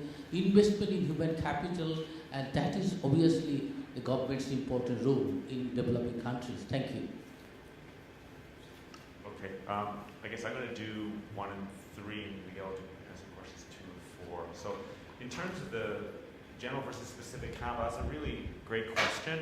I've actually written some papers, theory papers on specific, how to get high levels of specific capital investment. It's a question that's very old. So Becker, if you go back to Becker's book, he has a whole section on specific human capital, how to measure it. Mincer, who was my colleague at Columbia, also worked on this issue. Now, when Mincer worked on it, basically a specific capital is just a residual on a wage equation. So the way it's measured is just wage loss if you change from one occupation to another. The reason I mention that is that's basically where we are now. So in a sense, it's a good question. And I think when you look at, for example, Tilman Vactor, my colleague at Columbia as well, he's done some interesting work on unemployment. And what he finds is that when people lose their job during a recession, it takes a long time to get back. We've discussed whether that could be due to a loss of skills. We simply don't have the data to answer that question well. at the most basic level, we do have, in schools, we have training for engineers and for artists, so we do have some, some specialization. We can, in the early version, we can talk about that, but in terms of the general question of understanding the trade-offs between general and specific skills, it's well recognized an important question. I would just say that right now we don't have the data to really answer that very precisely. It's an important question, everybody understands it, but unfortunately the data is not very good for it. And again, for the same problems, you have to look at a long time series, and it's extremely hard to know what you mean by specific chemical. And so I agree, we all say it's important, data is hard to find. And the other question, I was going to talk about the test score question. So again, one of our, what we suggest, you can actually look at different countries. So for example, China and Iran. Iran, for example, before under the Shah, had basically everybody's ranked from 0 to 1 to whatever. Similarly in China, you have these national exams, or in Japan. In those situations, those exams, rather than the school, the exams is playing a role in the matching process. You're providing individuals with the ranking. So once you have your ranking in the society, you have some idea of what the right expectations are in the future. So in a sense, those type of national exams can play an important role because they're helping you match from wherever background you have to a future job. That's different in the private school, where basically you're trying to buy the signal as opposed to being having an individual measure of performance. And so what we generally suggest is individual measures of performance of whatever form are good, and they should be publicly held. What I can tell you, and I go back to your question on private school, monopoly. What we point out here is that the anti-Lemons effect is a monopoly example. That is, once you're Horseman or Riverside in New York, nobody else can break into that market. And I have kids who went to private schools in New York City, and I can tell you many of those schools, the education is a bit iffy because everybody wants to be there. They underpay the teachers. They get young teachers because they all want to be there, and so they can increase their profit margin by basically following strategies that parents have a hard time observing. So what the monopoly model predicts is that anything you can see, the computers, fantastic computers, beautiful rooms. In Chile, we see the same thing. All the under privatization, everything was nicely painted. Things you cannot see or evaluate, they can actually cut costs there. So again, the basic message is you want to break monopoly, which is that if you can be a monopoly by simply being the go-to school, you'd like to break that and have other schools compete with them, and then also have things more measurable. That is to say, we do think test scores are very useful diagnostics, and you'd like to measure the performance of the school. And private schools, I can tell you, in the U.S. try really, really hard not to allow you to measure. You can't get their test score outcomes. They won't tell you anything, and it's very frustrating. And not only that, as a fact, this is not a factoid, the private schools in New York collude. They're on each other's board, they talk to each other, and I know because I know people who are on this board, and they will not let outsiders in. They will collude, and they will agree as to what Paul said. Basically, if somebody, but to have any trust suit, you have to have somebody bring the suit. That requires somebody who's wealthy. All the wealthy parents in the U.S., a large fraction, live in New York and send them to these schools. They're not going to bring an antitrust suit against these schools. And so right now they're operating as a combine, and there's nobody there to break up the combine, unfortunately. So I sort of agree, I agree we should be in competition, but what we observe right now is a situation where we have hold up, and it's very, very hard to, at least in New York, it's a combine that's extremely, extremely hard to do. And so the political economy considerations are very important. I'll give 30-second answers. Yes. On the presence of the parents choosing private schools everywhere are evidently getting something that they want. Right? This is they're exercising their choices. And what we show in the model, in this very simplified competitive model, is that basically a parent might rationally decide to choose a school that's lower value added.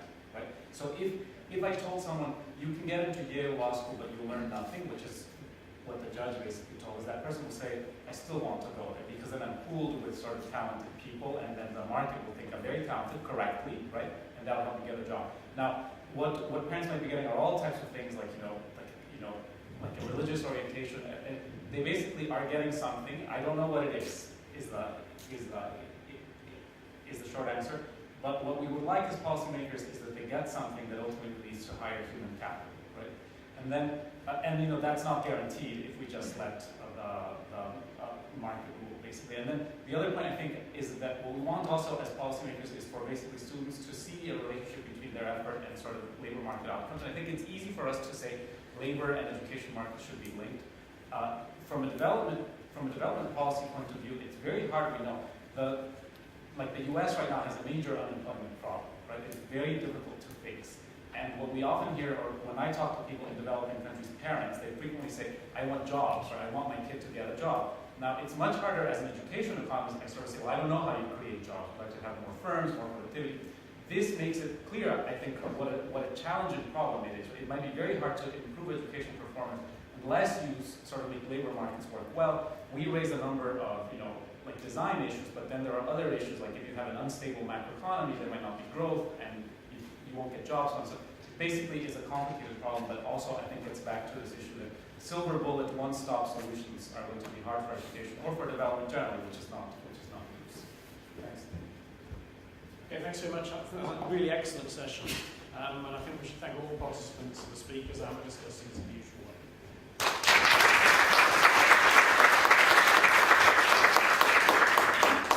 Lunches somewhere. Everyone has. I think we should start. This is the human capital session of the Growth Week talks conference, and we've got two split sessions here basically.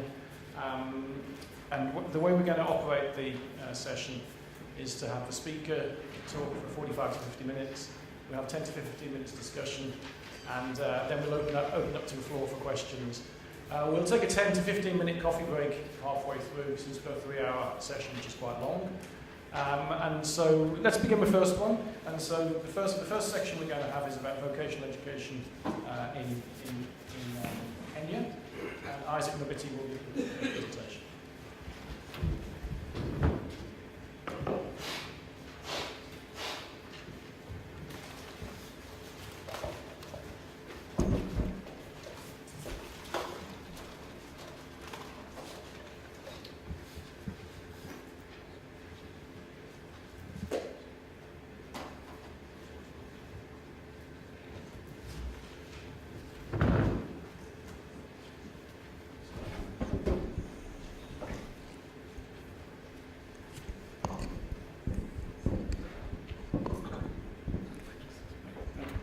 Well, thank you very much. It's a great pleasure to be here this morning. I appreciate all of you coming. I know it is London Fashion Week, so I appreciate you taking the time out from that and coming to hear me speak.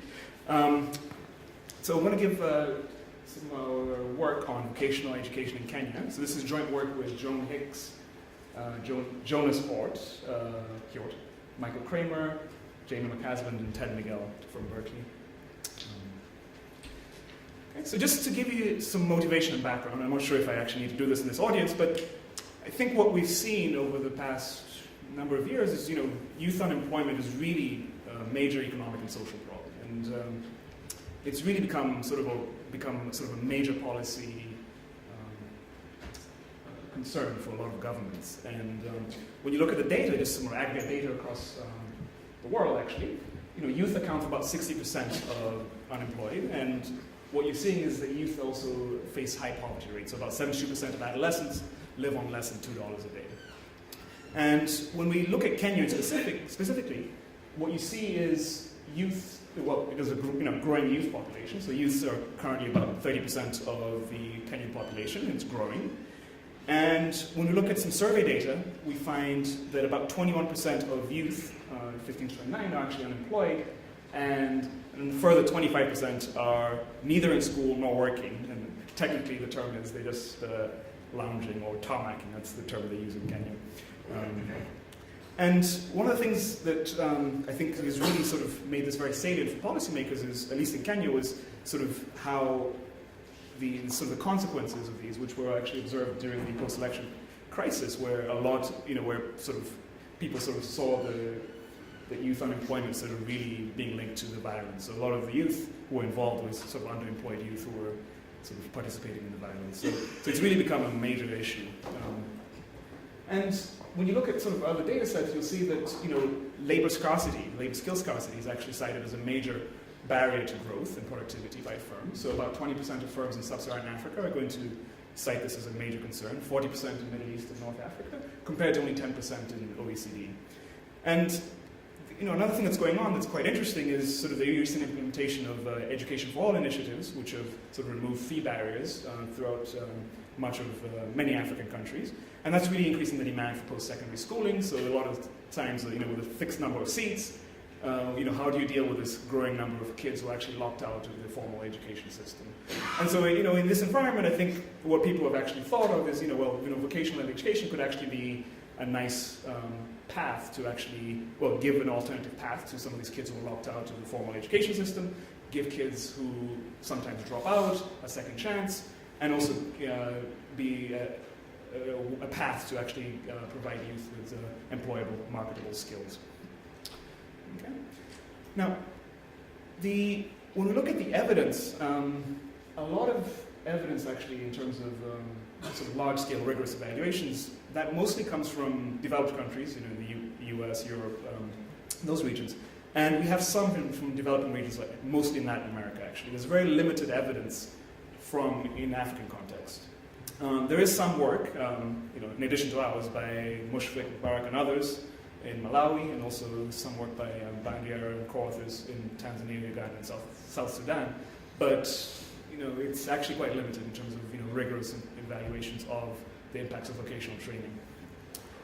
In terms of what's sort of been seen in the Latin American context, there's been a bunch of papers that have sort of come out about the Joven programs, which have sort of been, they're almost identical. They have some little quirks that are different here and there, but essentially what these studies have shown is that actually they do, there's a study by Card in 2007 where actually finds that the Joven program in the Dominican Republic actually has a positive impact on wages and health insurance coverage, conditional employment, which sort of suggests that the program is actually enabling youth to get formal employment.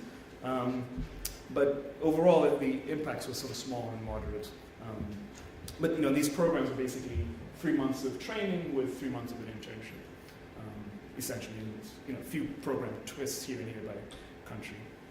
There's another one by Atanasio and others, and he finds earning increases on the order of 8 to 18%, which is quite high, and they're especially large for women, which is actually quite interesting. Although they weren't really able to sort of explain why, but it's kind of interesting. And then there's some work by Bettinger, Kramer, and I'm going to mispronounce his name, Saavedra. They argue that actually the greatest impact of the Columbia program came from these private vocational centers, but they don't have actually experimental variation in this private-public margin. And that's actually something we're going to do here in our papers. We're actually going to explicitly randomize this public-private choice. Okay. So just to give you a broad overview of sort of what we're trying to do with this project. So we are going to, this is the broad overview. I mean, we're not obviously going to be able to do all this today, but the project's still ongoing. But we're going to examine the impacts of vocational training using a randomized evaluation design. And we're going to couple this with a unique panel data set, which I'll describe in a second. And what we're going to hope to do is to really document the labor market returns to vocational training. So we're going to try and document what's the impact of employment, what's the impact of wages, what's the impact on self-employment versus regular employment, formal versus informal employment. We're going to really try and document that. We're going to look at explicitly, are there differential returns to having access or to attending private vocational centers versus public. And we're also going to think about some spatial issues, especially regarding to migration issues, so which will sort of become clearer. So most of our samples drawn from Western Kenya, and one of the issues we've been thinking about is, as governments sort of go towards more of a decentralized funding mechanism where things are going to be more, education, for example, is going to be more funded at the local level. If vocational training is going to lead to migration, then the returns actually going to be capitalized in different areas, in urban areas, for example, versus rural areas, which might be funding the actual education. And so you might get out-migration out of rural areas, but that might be obviously mitigated by remittances back to rural areas. So that's something we're really thinking about as well. And then we're going to think about, what are the determinants of demand for vocational training. price, information, things like that. And then obviously we're going to try and do some heterogeneous impacts, look for heterogeneous impacts. Okay. So, like I said, this is still an ongoing project, so I can't do all of that today, because I know I'm sorry if I sort of got too many of you excited, but let me just start to temper expectations. So what I'm going to do today is I'm going to basically obviously tell you about our project. I'm also going to give you sort of a broad institutional framework, setting, just to sort of give you a description of what vocational training looks like in Kenya. I'm going to tell you about our sample, our intervention, the timelines, data collection. And then in terms of results, what I'm going to focus on is mainly the first part, the determinants of demand, the take-up results, and also the course selection. And then I will give you some suggested evidence, which is going to be heavily caveated, I should say, on labor market returns. It's going to be heavily caveated. Okay? And then we'll sort of turn to a discussion on policy implications. Okay. So, where are we doing that? I should have actually put a map. I realized this. But, so we are actually going to work with a unique sample. So for those of you that are familiar with the development literature, so you may be familiar with Busia, Kenya, which is in some sense the mecca of development. So there's two previous projects that we're going to actually build upon. So there's the primary school deworming project, aka WORMS, from Miguel and Kramer, 2004, and the Girls Merit Scholarship Program, Kramer, Miguel, and Thornton. And so these kids have been followed up for a number of years since these projects. And we're basically going to sample, or draw a sample from this data set, which we've been following them up for a number of years. Okay? And so it's somewhat representative of the area, in the sense that these kids were all sampled. So the sampling frame for these projects is the kids in primary school, or kids of primary school age in Busia district. Okay, so it's representative of that in some sense. And the nice thing is that by drawing or sampling from this data set, we're actually able to get this detailed educational, health, nutritional, labor market. We have all this really great data on these kids, and that really enables us to really tease out some mechanisms and really look at the different heterogeneous impacts, things like that. And as I said, all of these kids are going to be from Busia district. The majority is still located in Busia district, which is in western Kenya, right next to the border of Uganda. But actually, there's a lot who have actually moved to urban areas. In Kisumu, which is the third largest city, Nairobi, the largest city, the capital, Mombasa, the second largest city. And in fact, there is also one participant, who is in London, actually. And we actually had surveyed him by phone. So he's not in the vocational center. He's in the Calgary. Okay. So what did we do? So what's our intervention design? So we basically used the sample. So we invited everyone in the sample to attend meetings on vocational training. And in this meetings that we had, so we had 70 meetings, and half of these meetings we selected to have an information intervention, which I'll describe in a second. Okay. Then they were asked to complete an application to the program, basically get a letter of support, fill out what courses they wanted to take. And if they did that correctly, they were included in our eligible sample of applicants, we had about 2,100 of those. And then 50% are going to be awarded a voucher to go to the vocational training school, and then another 50 are not going to win anything. And then half of the treatment is going to be allocated to a restricted voucher, which is only redeemable in a public institution. And the other half of the treatment is going to have a voucher that can be used in a public or private institution. Okay? And the voucher is going to be roughly worth about $460. I don't know how much that is in pounds. I apologize. That's going to be enough to cover most fees, okay, or nearly all the fees. Okay? But it's not going to cover things like transport or boarding. Okay, so just to give you an idea of the randomization. So the top, sorry, I got cut off. So we had 10,000 youth, that's the top line, invited to the meeting. Okay. And then we have 27 100 that attend the 70 meetings. Then at the 35% of these, 35 of these meetings, again, we're going to give these an information treatment. Then of those 2,700, 2,100 are going to actually attend the second meeting where we're making them jump through some hoops so that we make sure that they're actually really committed. So they come to the second meeting where they submit the letter of support and cost preferences. Okay? And I should mention in this first meeting, we actually had them fill out just some basic information as well, just telling us about who they are and sort of broadly what they were interested in. And then here in the second meeting, we asked them to, okay, tell us what school and what course you actually want to do. Okay? And then we're going to stratify them into 36 groups based on gender, which sample they're coming from, or which initial program they're coming from, whether they're in the information treatment or not, and then what course they picked, and then we're going to basically randomize it. Okay? And so this just gives you an idea of the groups that we have. So again, we have about 2,100 kids. And again, half of them are going to be in the no treatment, so 1,100. And then remember, we have this cross-cutting information treatment. Okay? And so we have basically 6 different groups. Okay? So we have those that got the unrestricted public or private voucher and the information. Those that got the restricted public only voucher and the information. Those who got the information and no voucher. And then we have those that got no information and the unrestricted voucher. Those that got no information and the restricted voucher. And then the sort of super control. Those that got nothing. Okay? No information, no treatment. No information, no voucher. That sort of just gives you an idea of sort of how these things are split out. Okay? So I hope that was clear.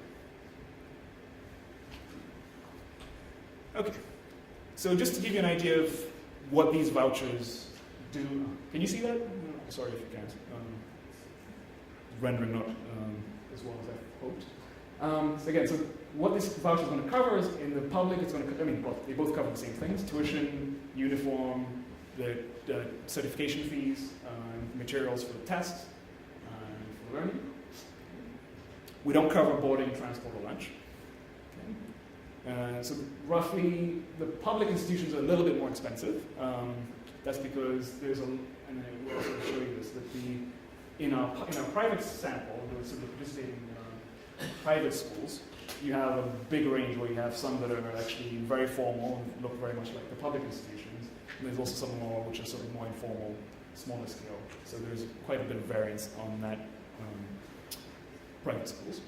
And basically, you can see that there are some substantial out-of-pocket costs these students face. And so, roughly we're covering about 87–90% of their costs. Okay? So they're still paying about 10% of their costs out of pocket. Okay?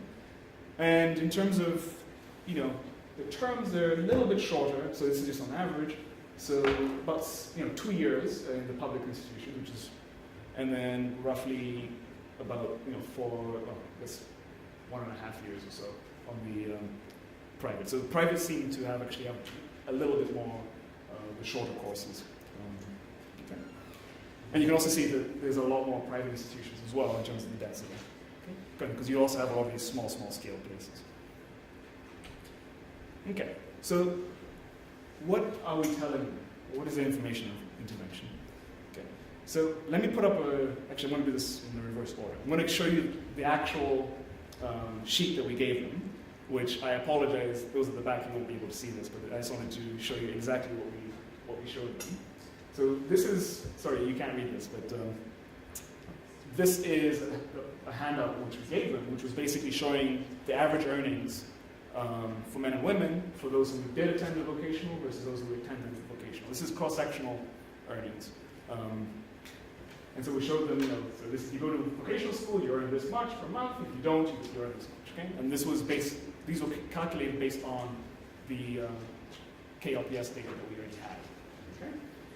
And we told them, okay, men, if you do this, if you're a tailor, you'll make this much. If you're a mechanic, you'll make this much. So we told them by course as well. Okay? We did the same thing for women. Okay? And then we tried as much as possible to really explain that these are cross-sectional and that there are issues of selection bias. So what we told them is, you should be aware that the information we're presenting to you is from people who are able to pay. This is the exact language we use for their own vocational training. In that sense, these people may be different from you, and they may have benefited more or less from their training than you would. Okay, so we were trying to really tell them that there might be selection bias issues. Not sure if they really sort of understood those issues, but we tried to at least point that out. Okay. So again, so we're going to present them returns to education. Okay. And then we're going to sort of highlight higher earnings related to certain trades. Okay. And so one of the things we were trying to do in this intervention was to really point out to women that there are returns or higher returns in sort of male-dominated trades. Okay. And one of the things that we did was we tried to sort of use more subjective persuasive elements. So we showed them a video of a female auto mechanic, and show them, a successful female auto mechanic, and we're really trying to say, hey girls, you can actually, this is actually in the realm of possibilities, and you should think about this, and the earnings associated with mechanics are quite high.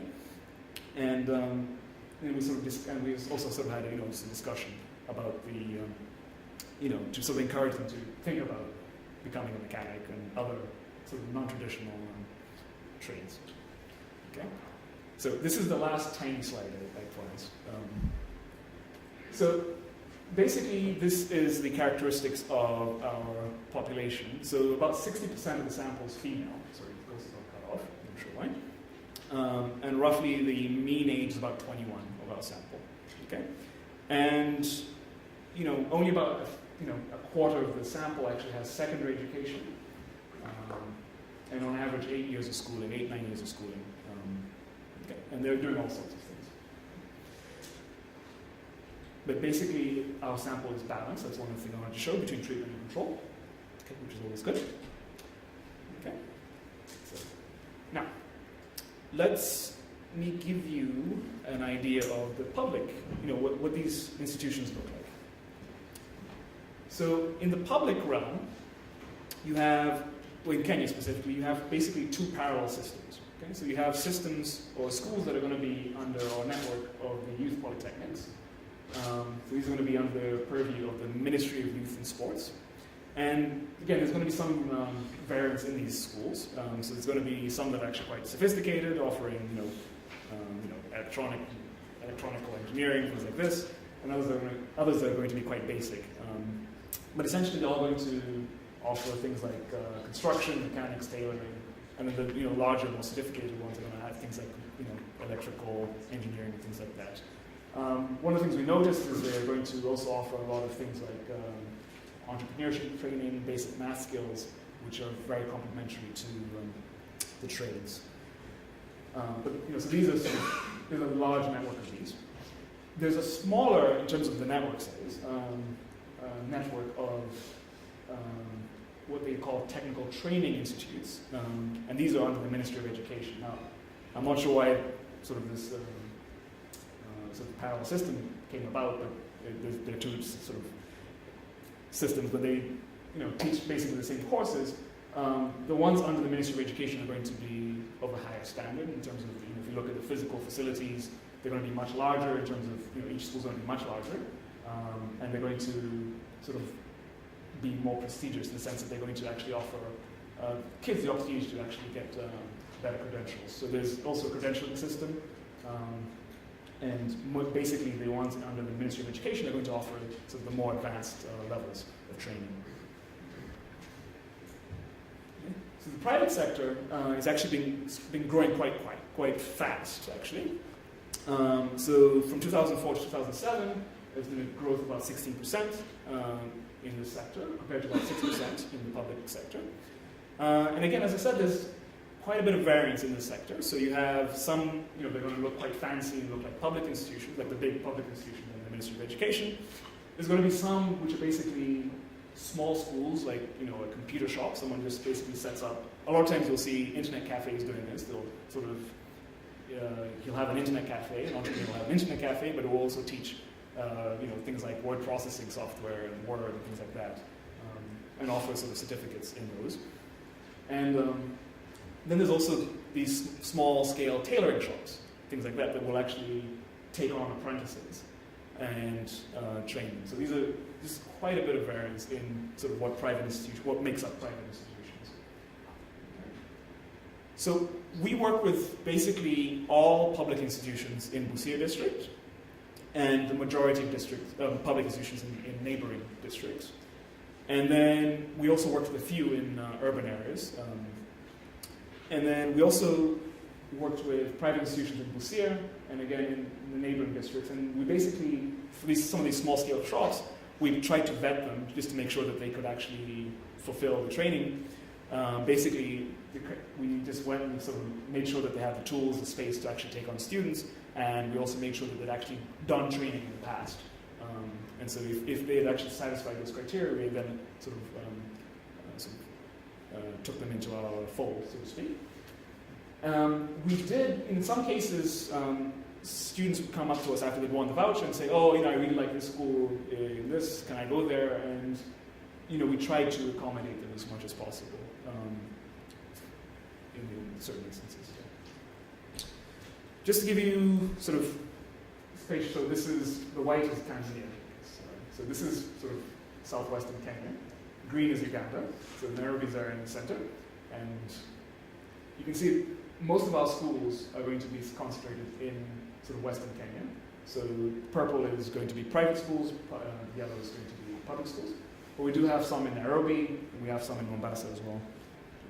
So we quite a bit of spread. And then if you look in, sort of zoom into western Kenya, so I'll show you a bit over here. You can see that we have quite a bit of, we have a bunch in Kisumu right here, and we also have a bunch sort of spread around the whole district. Okay. So I think everyone loves pictures, so let's sort of give you just a visual representation of what some of these schools look like. So this is a public school. Kind of blanking. This is a public school in Kenya. This is one of the schools near Busia town. And this is their carpentry shop. Yeah, this is their carpentry shop. Okay. So you can see that, they have some tools. They have electricity, which is good. This is one of the bigger government schools. They have a couple of new machines, but wood is sort of everywhere, and it's not sort of all that appealing. But they seem to have at least some equipment. This is a tailoring class. You can see they have sewing machines, and some of the students are actually sharing. You can see these two right there sharing. So some of these, what they actually tended to do was, tailoring is a 2-year course. I don't know why, but so the first years would often share, and the second years would actually each have their own sewing machine to work on. And then this is a public school, which this is a computer learning course. And just to give you an idea, there's like, 2 working machines, and there's like 6 students there working on the same machine. So there is a little bit of a capital constraint in a lot of these schools. Okay? So, when we look, this is just summary, I want to show you a bunch of tables right now, but just to summarize this sort of going forward, what we see is, public institutions, they seem to have better educated teachers, and they also have more years of teaching. We see some suggestive evidence, though it's not statistically significant, that private institutions have more physical capital. The caveat there, though, is that the private institutions also include things like driving schools. And so, a car is a big piece of capital, and so it's very expensive, and you also have fewer students, so that's partly why we see that. And one of the things we see is sort of private institutions also sort of helping students out more with job placement. Okay. So this is sort of a, I don't know why it's cutting off my titles, but this is infrastructure at vocational centers. Okay. So I'm just going to show you a bunch of these, and I'm just going to focus on public-private differences for now. So basically, we're not seeing any difference in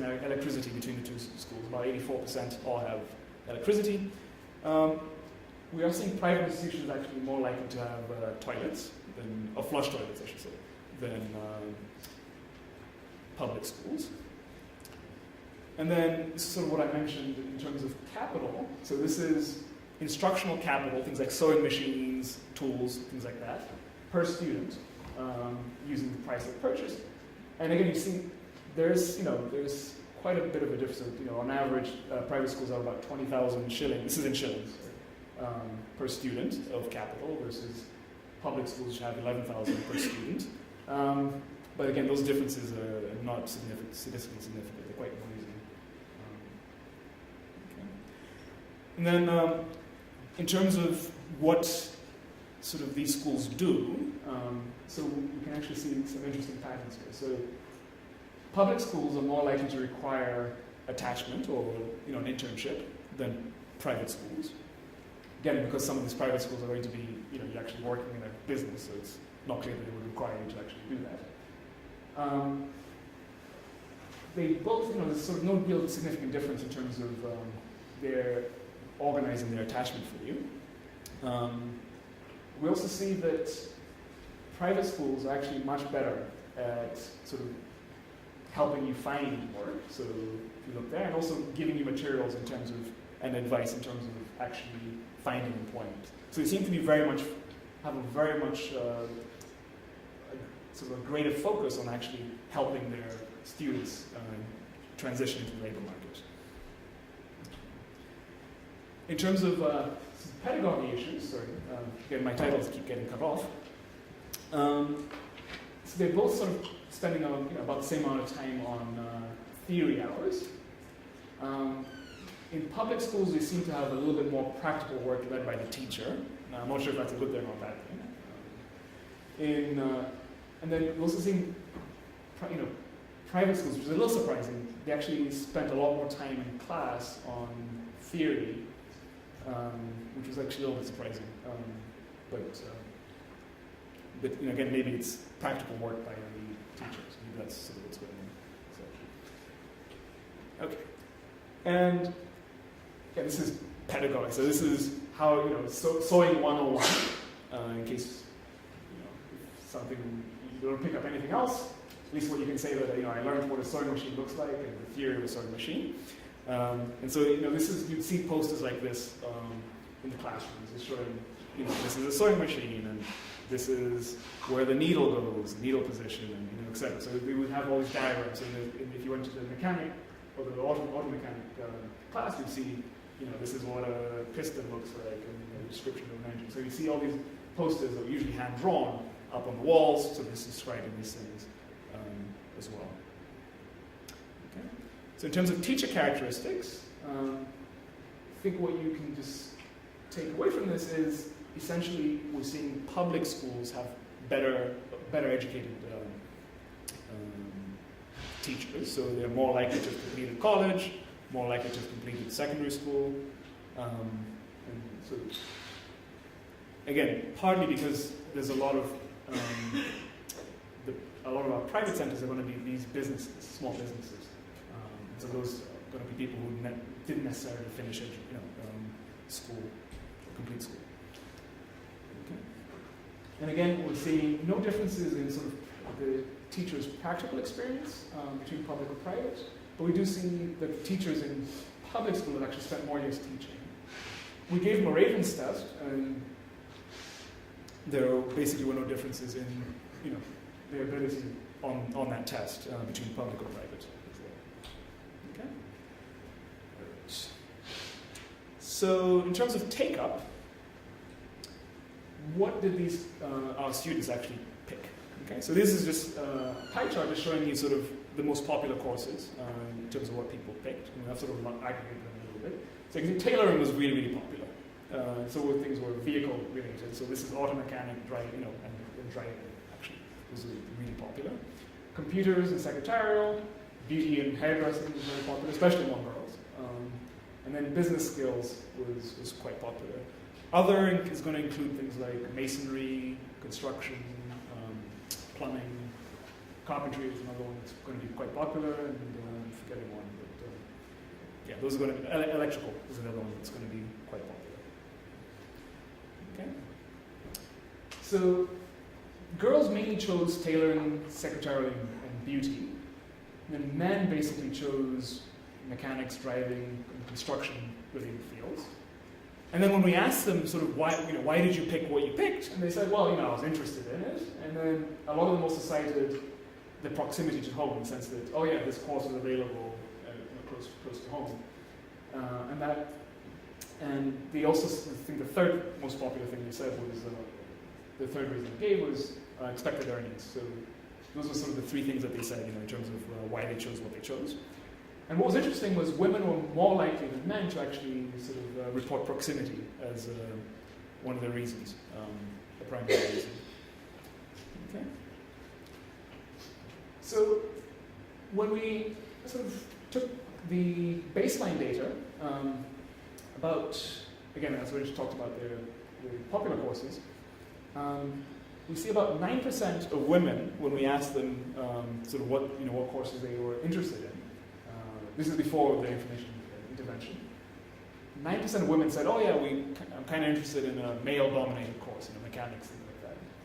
Whereas only 3% of men were interested in a female-related course, hairdressing. What's interesting is when we asked them sort of what the expected returns were, they said, and we computed them, they said, it's about 61%. Okay?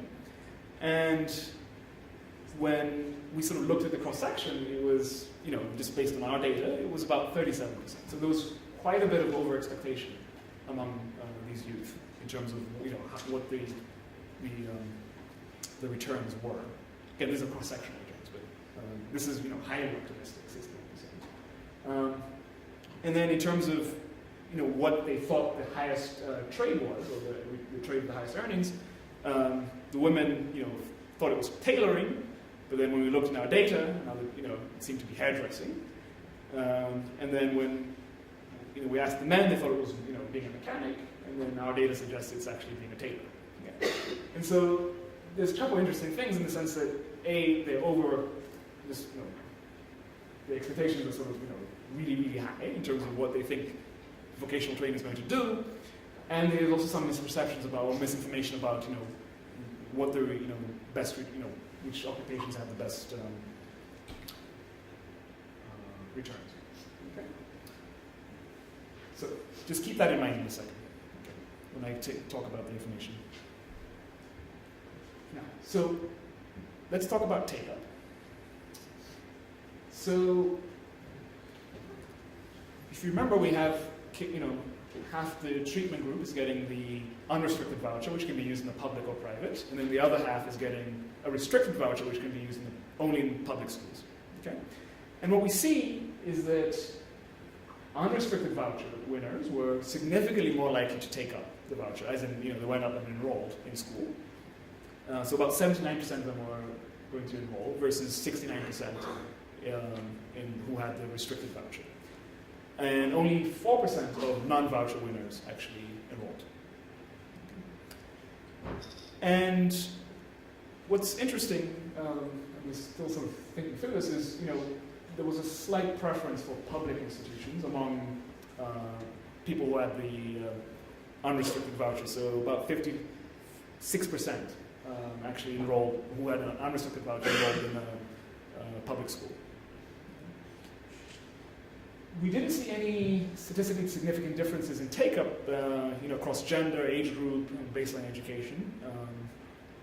And when we asked sort of the voucher winners who didn't enroll, so why they didn't enroll, and a lot of them said, it was out-of-pocket costs, things like transport, lunch. Lunch kept coming up quite a bit, actually, which was surprising.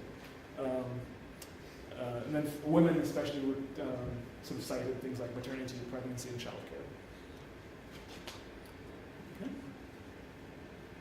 So, what did the information intervention do? Okay. So, when we look at the application information, I think this is sort of one of the things that I want to highlight. You'll see when the women who were exposed to the intervention were 8 percentage points more likely to actually apply to do a male-dominated course. Okay? So it was actually seemed to be quite a significant nudge. Remember, 9% had initially said, "Oh yeah, I'm interested in this," initially, okay, before the information intervention. So it's actually quite big. Okay. And in terms of actual enrollment, it was 5%, 5 percentage points. Okay? So we give them this information intervention, we show them this video of successful mechanics, and 5% more women of 5% who had this information intervention were 5 percentage points more likely to enroll in this course. Okay? And again, remember, 9% say that they want to do this in the beginning, so it's actually quite a big effect. Okay?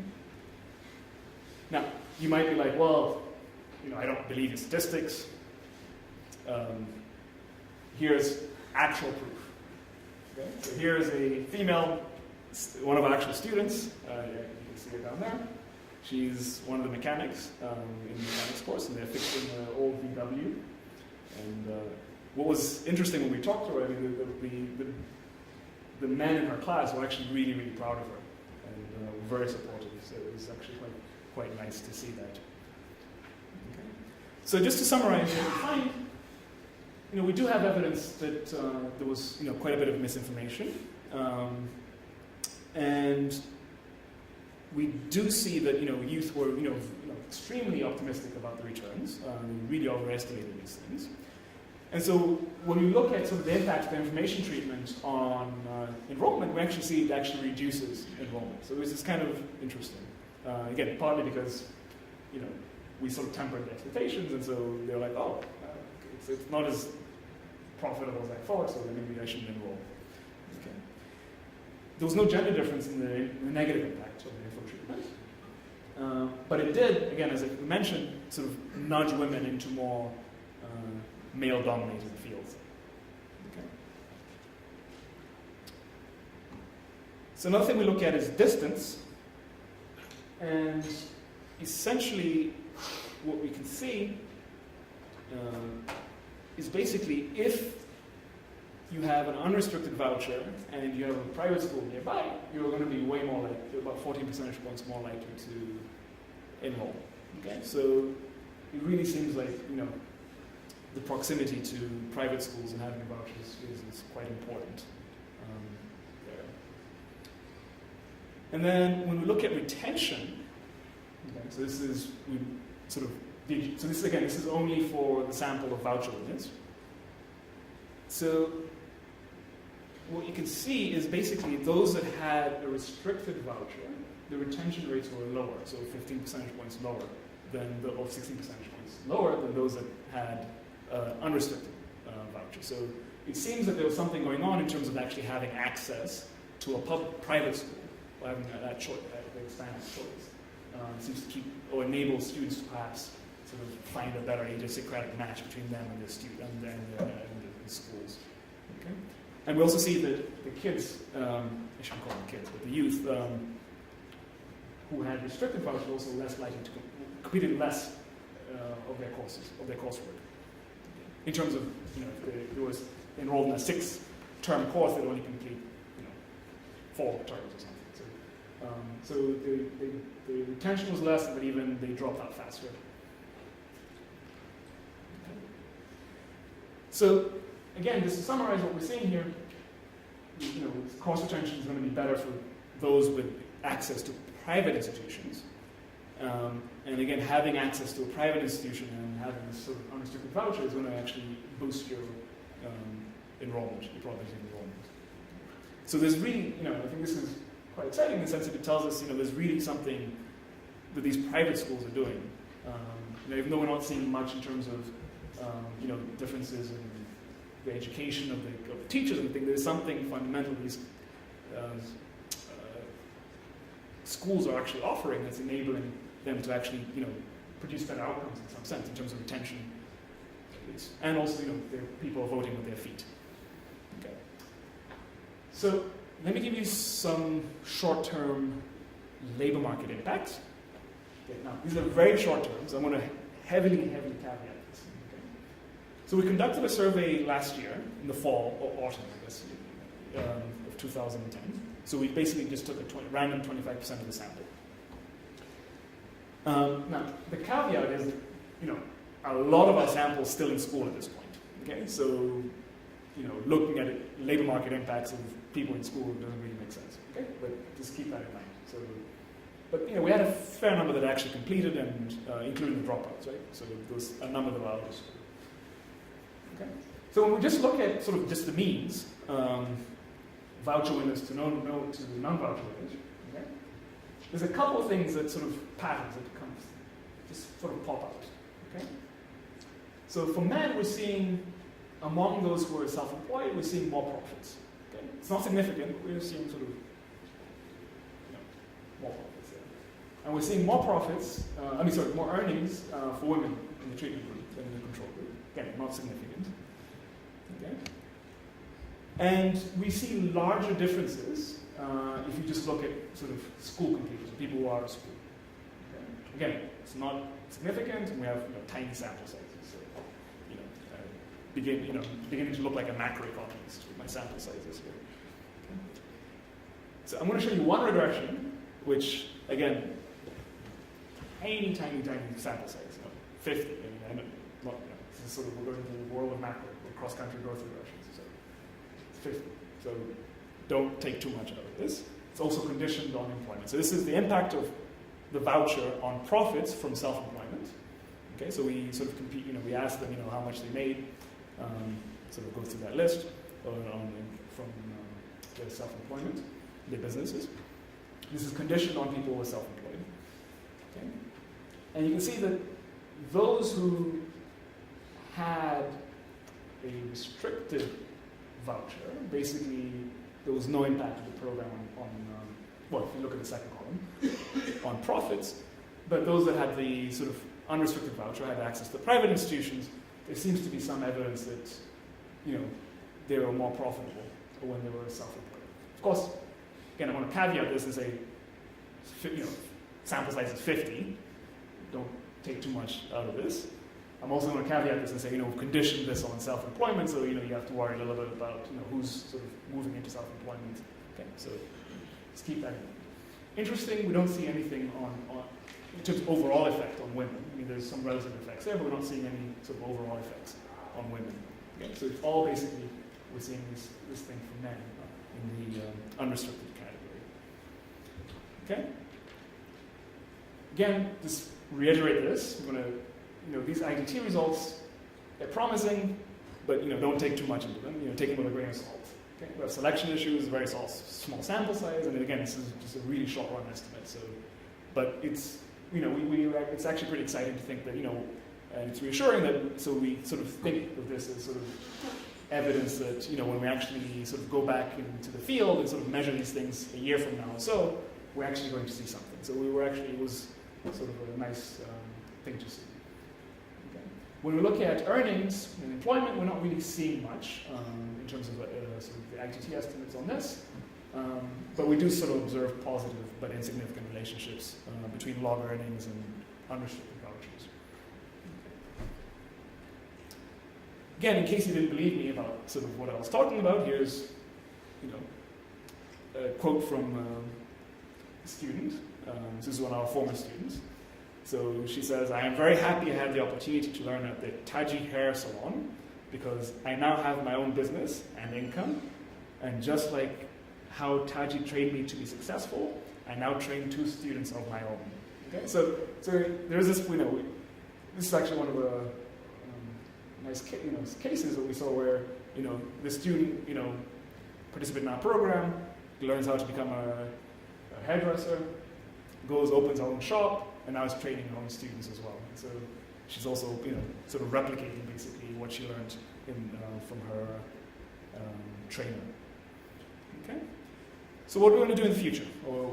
So we're currently in the field. We're collecting labor market and other life outcomes. So we've been collecting them. What we're already seeing is really high migration out of Busia. So we're already seeing that, this really high rates of migration. It's interesting, but it also makes collecting data is very, very difficult because we have to go track them down and find them. So it's exciting, but also very challenging.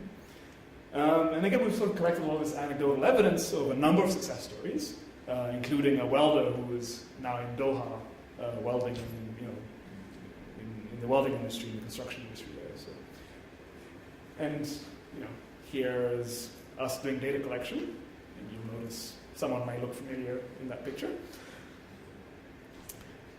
And so, just to summarize what we've seen today is, I think what our results show is, really price is really a major impediment to investments by students in vocational training.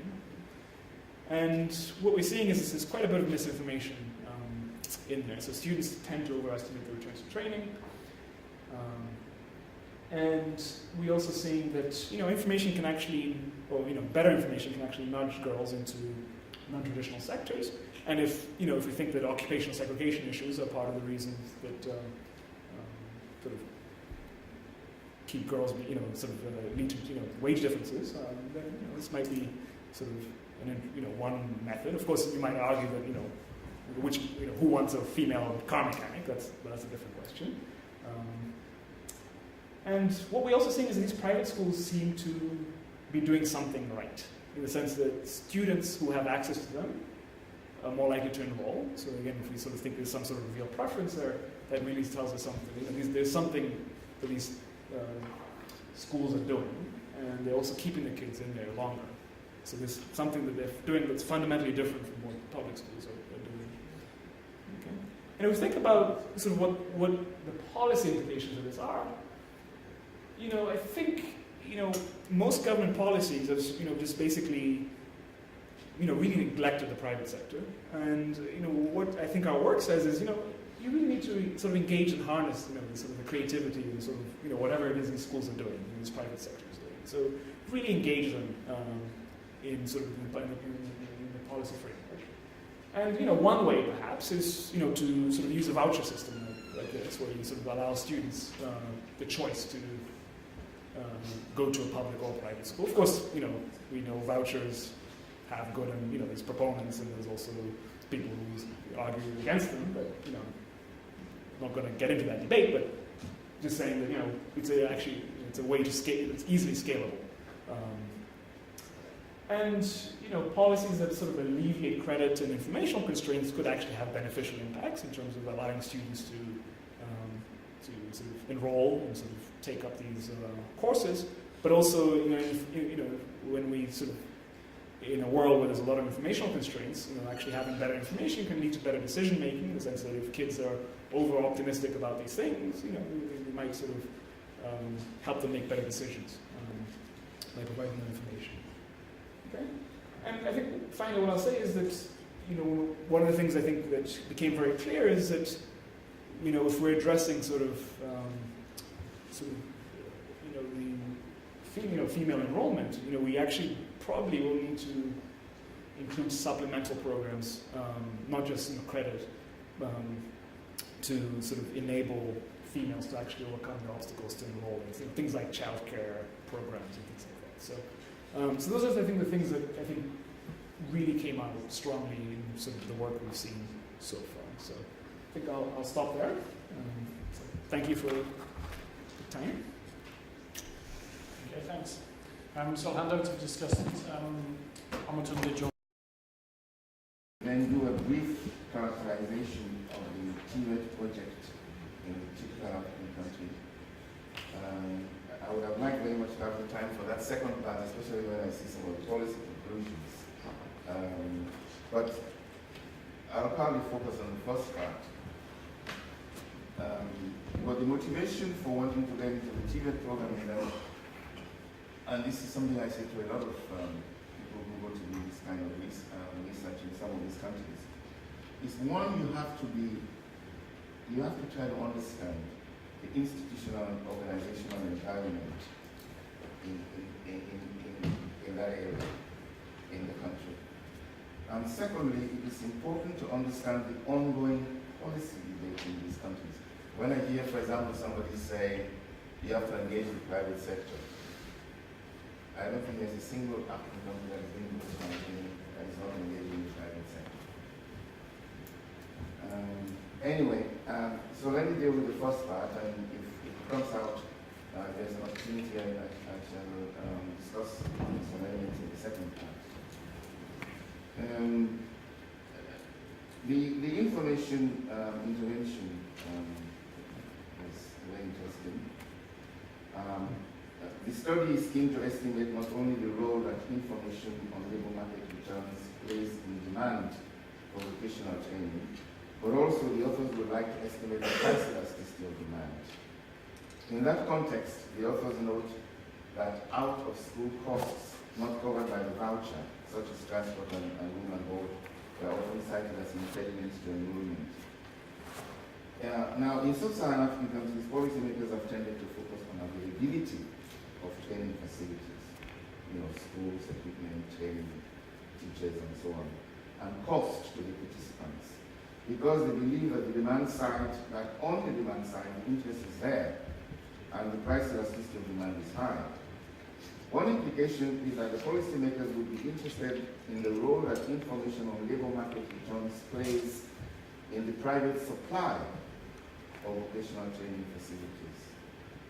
Another implication is that the authorities would be interested in ways to obtain accurate information on labor market returns in order to improve their own policy interventions in the supply of vocational training and in subsidization of trainees. Indeed, in all the African countries, as far as I know, the labor market returns for vocational training affects the design of government intervention as well as private sector financing, especially for enterprise-based training, both formal and informal. Now, as regards to the findings, preliminary findings of the authors, they said that on average, both men and women appear to have had somewhat optimistic perceptions, as Mitzi was saying, about the returns to vocational training. For example, I think they stated that the potential students believed that the average Brazilian return was about 61%, while the actual was 37%. Now, without questioning the data, I would suggest that the authors find out more about the sources of the trainees' expectations.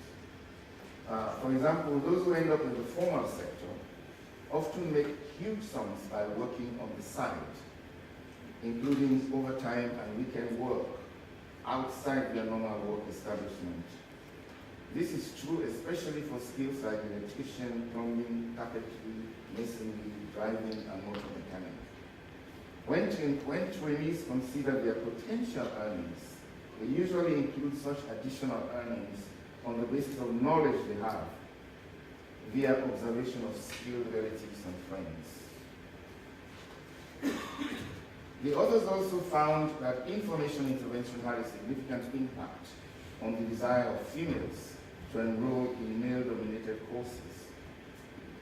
This surprised me because I doubt that the general information about the ranking of skills by returns would not be significantly different from what the women already knew, in other words, their priors, if you like, without the information intervention.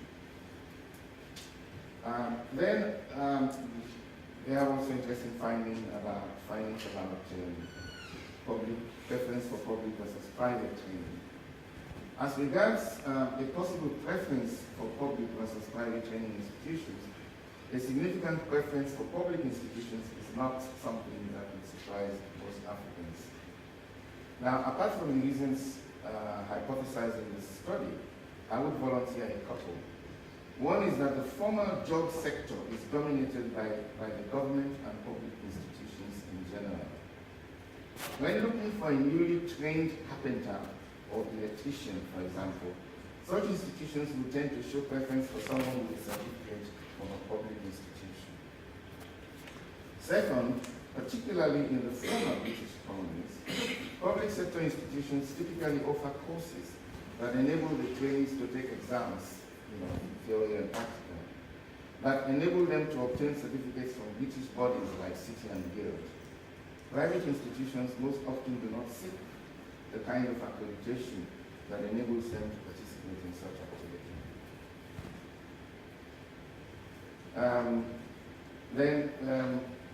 In which he didn't go into the assessment of institutional quality because of time constraints, a component of their study. But I think that's a very useful project. But from the perspective of policy making, maybe the approach could be modified with great benefit, even to the authors. One of the first things policymakers get told in formulating their intervention strategies is that technical and vocational education and training should always be responsive to the market, the labor market, of course. Hence, for them, it is important to understand the labor market and its demand in a dynamic sense. From this perspective, it may be possible to assess training bodies and institutions by starting with the labor market returns to and the placement of their trainees.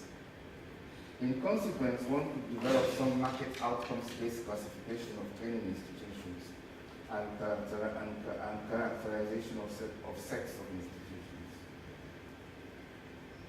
Now, on the dropout rates, they also had some very interesting findings. For instance, they found an inverse correlation between dropout rates and the level of education, and that's not surprising. I would hypothesize that it is partially related to one of the socioeconomic factors that makes it very difficult to encourage students, once they have passed a certain level of education, to want to go into TVET.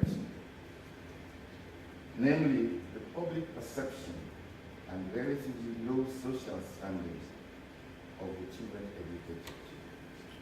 Hence, after a certain level of secondary school education, students think that they can go into more academic lines of education, perhaps beginning with finishing secondary school or privately taking the necessary academic certificate examination, and then they could go on to college.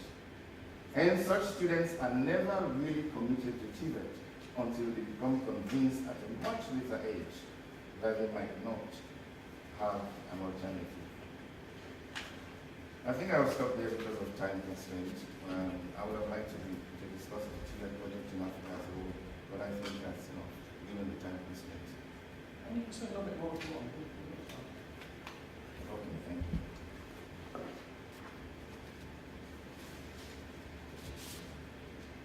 Now, in the typical sub-Saharan African country,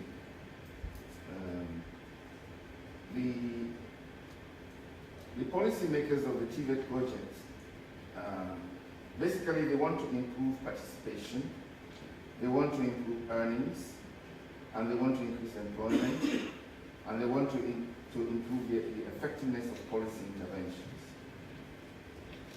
In this regard, there are questions about the institutional and organizational environment of the TVET program as a whole, and questions relating to specific policy areas. And some of those will be very interesting from researchers' perspective.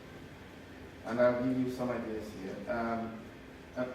For example, in the institutional and organizational environment, right now in all these countries there is a search for governance arrangements that foster cooperation of government, business, and other non-government trainers, including national coordinating bodies and national training authorities.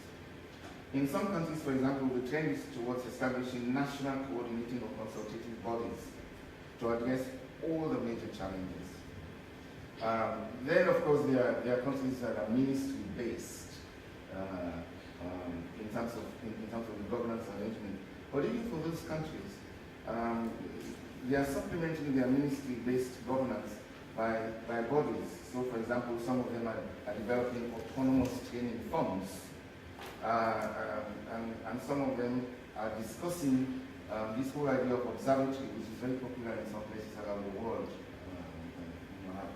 Now, the idea of training funds, of course, is to pool and manage resources originating from government budgets, from training levies, from self-generated incomes of the training firms, and from donors. So there will be autonomous training firms that will be discussing things like whether they should have voucher system or whether they should have so on. That means, of course, that the allocation, the allocation mechanisms for use of these training funds become extremely important because you can use voucher systems, you can use direct or indirect ways to allocate these training funds. And the idea of an observatory is precisely because we need information on the labor market. So policymakers think that if they develop some kind of an observatory to develop information about the labor markets through feedback from employers and labor markets analysis, that would be useful. And of course, whatever information they collect, they will then dish it out to especially all those who are helping them without charging them a lot of money. Then, of course, there is a huge discussion going on in all these countries relating to specific policy areas. One area, for example, is what we call vocationalization, meaning should you include some vocational training in schools, ordinary academic schools, and if so, what? And of course, people worry about things like whether the schools will have to qualify teachers, whether it's not too expensive for them, whether some of the vocational training will not become gender biased. In other words, all female schools will get only this and all male schools will get only that. So that so this whole vocationalization issue is bringing up a huge debate amongst these countries. There are some conclusions that have been reached, but some of them we don't have to get into. But anyway, this is some area which I think research help would be very useful. Then, of course, even the role of government in Chile is still on the discussion. Should government be providing more information, how much training, how much support? So that's a whole area. And some of the questions are very straightforward and obvious just by just sitting in your armchair, as you say, you can immediately think of some of the questions that are being asked. It's the same thing with the role of government, non-government sector. Because they are profit and non-profit organizations. That role is being discussed, and it's important. Why? Not only because some of them can do things very effectively and more efficiently than government, but also because it means that if you say that the non-government sector should do something, then you may say, well, in that case, how can the government help through budgetary assistance, and how can government supplement them, and what kind of certification and process should we go through? So that's another important area where there's a lot of debate going on in these countries. Then one of the most fascinating areas, of course, is skills development for the informal sector. That is often very, very ignored. Because nowadays the informal sector is dominated by the apprentice system, as everybody knows. And there's a question about what can government, big enterprises and so on do to improve that system. And it's a huge area and a very important area because a lot of the electricians and mechanics that you will see around have been trained in the informal sector. So it is important to pay attention to that. Then enterprise-based training is also a big issue. What should be the policy towards enterprise-based training? Because governments can come in there, some of the training schools can come in there. So in a sense, you have to have all these institutional and organizational arrangements discussed, and a lot of discussion is going on there. The whole question of resources, resource mobilization and resource allocation is a huge area. For example, the voucher system is part of the allocation. Does the allocation come from the private? Does it come from the government? Does it come from autonomous training funds? And of course, how do you mobilize these resources? I mean, we know about tuition and fees, we know about production and sale of goods and services by the training institutions, we know about community support donations, we know about payroll levies, we know about government provision through budgetary, we know about tax concessions. It's a huge area of how do you generate the resources, and of course, following that is a huge area of how do you allocate these resources.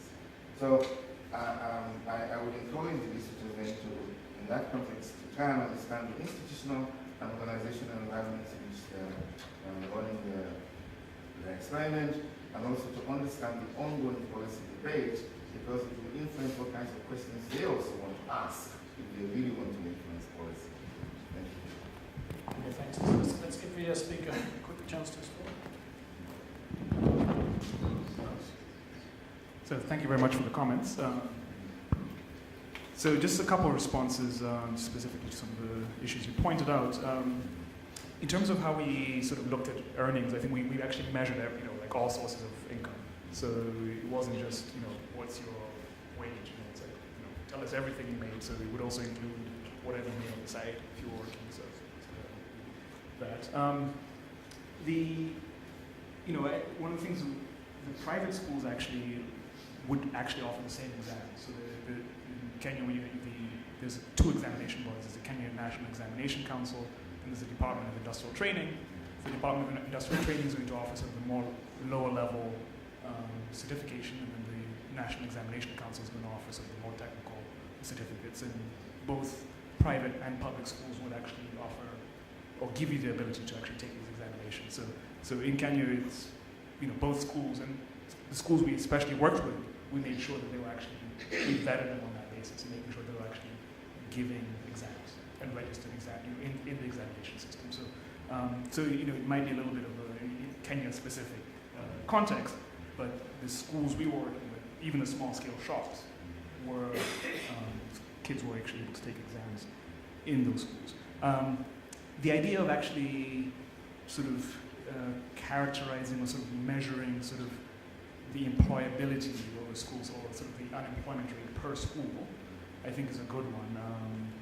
It's a little tricky because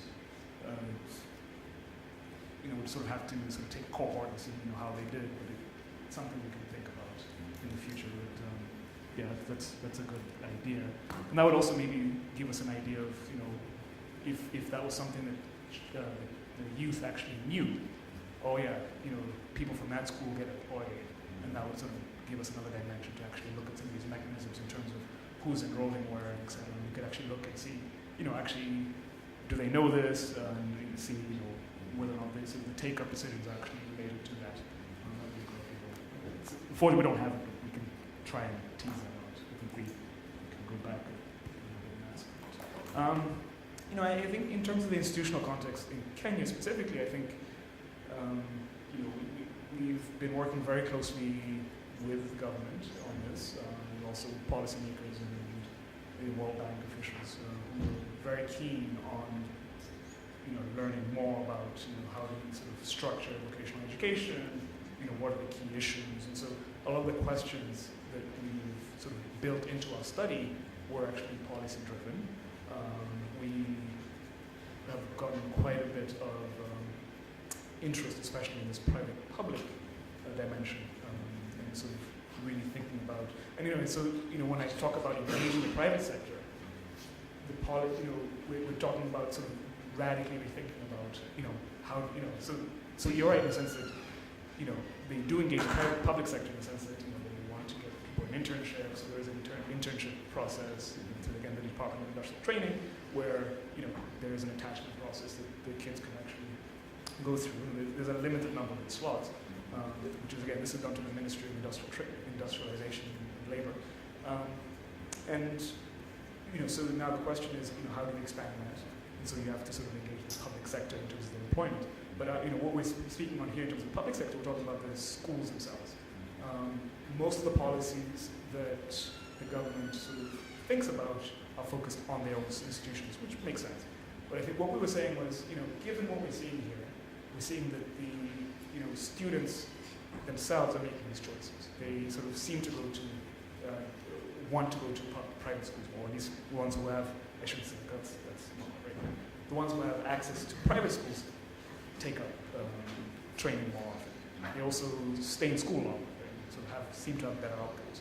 And so what we're saying is, let's think about how do we harness what those schools are doing. What is it that they're doing? How are they doing it? Let's harness that and see if we can sort of get those better outcomes throughout the system. That's what we're talking about in terms of harnessing the public sector and engaging the private sector. And what we were thinking here again is that one way to do that is through a voucher system. So because again, it's scalable and it's sort of using its flexibility in terms of allowing you to vote with your feet. So I think that's I just wanted to clarify that. So we've really been working, and that's sort of how we're thinking about things. That's the framework we're working with, and we've really sort of been, we've made it's been costly, but we've made a lot of efforts to really work closely with policymakers. And again, there's a lot we are still learning about the institutional setting. Things are changing rapidly. The government has actually been expanding this sector and investing more and more in the sector. So they've we're really worried about this. So after we started our project, they sort of drastically cut the fees. So they introduced a fee subsidy. And so we were really worried about this. From the economic standpoint, we were like, oh, it's great for kids can go to vocational school, but we're like, oh, this isn't good for our first stage. That's what we're, so but a little bit selfish there. But so we are seeing sort of more and more investments in this sector, and I think what one could argue is, well, could you, instead of sort of basically subsidizing public schools, could you allow these kids to go to private schools? Right? And this, that's, you take that $10,000 or 10,000 shillings you're giving to the public school, allow the kids to go to private school. So those are the types of questions that we're really trying to think about. It's just, it's really taking that very different direction from what is the typical setup. And that's sort of, I think, where we sort of can really add value to the discussion and really add value to the policy debate there. And also, I think in terms of the information, I think, people, there's a lot of information that people get correct. That's no doubt about that. I think, that's true.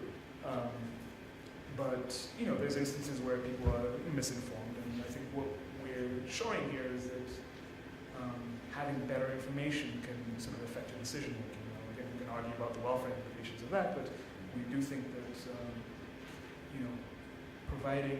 systematically providing information to students, some that they may not know, especially if we write them new information, that can really have an impact. And I think those are the things that we're really interested in. And what we hope to do again is we're working again very closely with the government as we sort of go to the next phase and sort of collect our next data set and sort of really work out these labor market returns. And we're hoping to really sort of help inform the policy debate in Kenya and sort of say, this is what we've learned from our findings, and this is what we're seeing. This is what public institutions seem to be doing well. This is what private institutions seem to be doing well. Let's see how we formulate a policy based on what we're learning from this, based on what we're seeing in terms of what students actually prefer.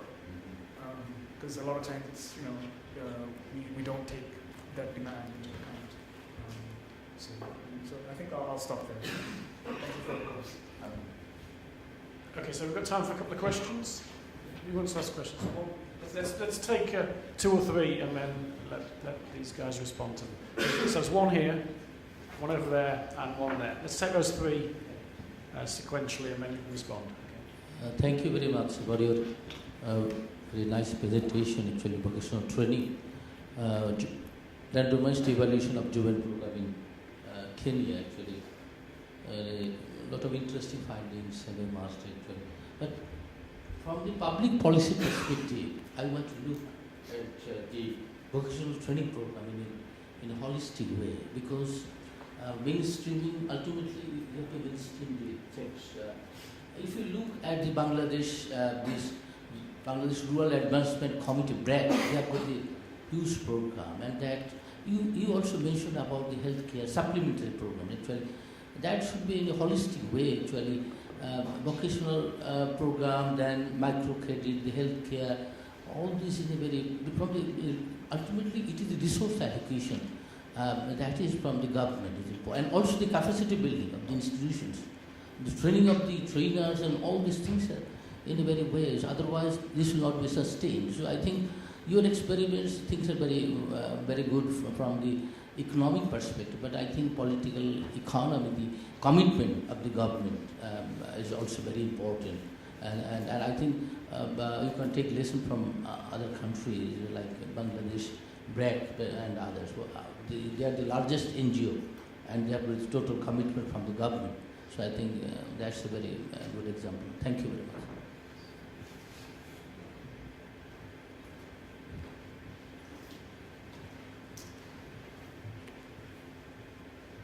Thank you.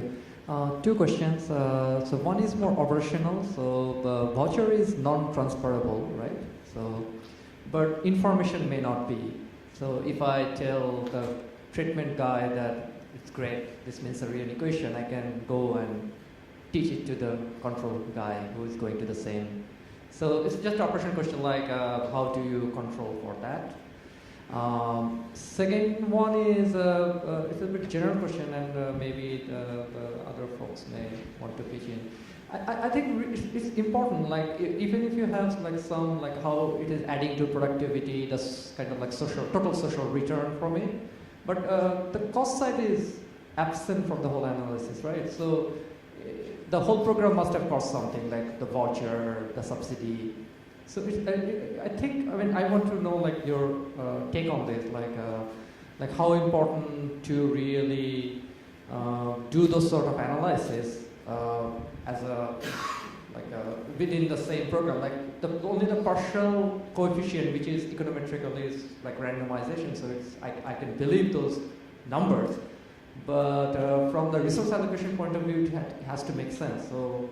Like I'm spending all this subsidy and there's a return, but the return may not be as high as the total cost of the program. So in that case, it may not make sense at all.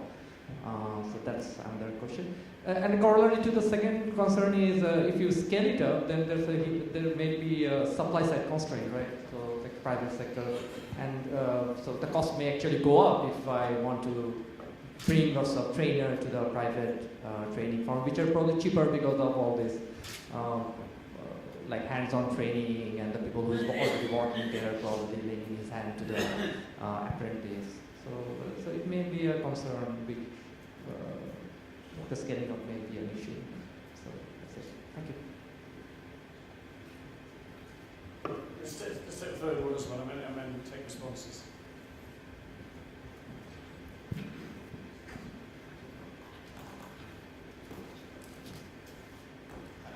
My question is more back in work. It's basically to do with the area that you sample where the randomization is taking place.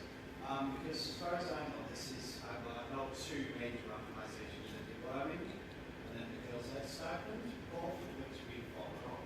So these people, you being involved in this many randomized control trials, you know what's going on. So is this likely to bias your treatment or control at all? Just because you can see societal pressure, if you get the treatment, you get the voucher, they want you to do that. So then in a few years' time, we come back with more, you know? So I just wondered if you thought about this at all, and if it's likely to have any effect. So thank you for the questions. Just be brief. So I think thank you for the question about Bangladesh and so the example of BRAC. I think what you're seeing is sort of the paper by Bandier and others that's actually sort of working with BRAC in Tanzania, Uganda, South Sudan to actually evaluate the BRAC model. So I think there's a lot to be learned and sort of see how. I think there's a lot to be learned from that study and also how to sort of incorporate that in African subsidy. So I think that's a great idea. Just spillovers from the information treatment. Yeah, I mean, not much you can do there. I mean, people talk. That's just going to sort of make it harder to find an effect. That's fine. Yeah, it's biased down on the estimates. That's fine. Not much we can do there. Cost effectiveness, we'll have that number in 2 years. So, I think we need to get the labor market returns. Make sure we have those right, and then we'll be able to sort of give that number. So check back with me in about 2 years. And in terms of scalability, in terms of there will be GE effects, and that's right. So that also could increase supply effects. You're going to see all these things happen. Context once you sort of scale these things up. So it's not clear what's going to happen. So there is concern from that. But it was just more of an academic exercise thinking about vouchers are easily scalable. That's one thing that's for sure. The question is, what are we going to see when we scale them up? And that's not clear. This study can't tell us that. What's interesting, which I'll say real quickly, is we did see some suggestive evidence of, again, remember, a lot of our samples concentrated in Lucia, which is the next point I'm going to get to. So we did see some evidence of expansion on participating institutions. So we got the voucher, and we got our kids, and then we were able to expand the facilities a little bit more. So that was sort of an interesting sort of anecdotal thing we found. In terms of is Lucia over studied? We've thought about this, and I think in terms of so I guess that's just a question of external validity, and I think internal validity is going to be there. External validity, that's we can argue about that, but I think we've sort of tried as much as possible to ensure that the folks that we're dealing with are really committed to going to vocational school. It's costly, you have to be there for 2 years, right? So I don't think society pressure is going to be enough to sustain you in sort of something that you're not really interested in for 2 years. So it's a concern in terms of the validity.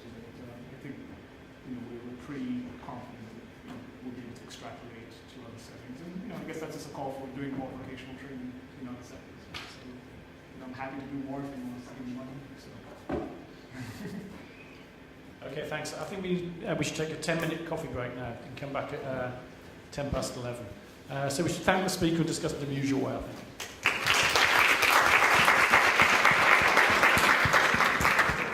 So 11:10.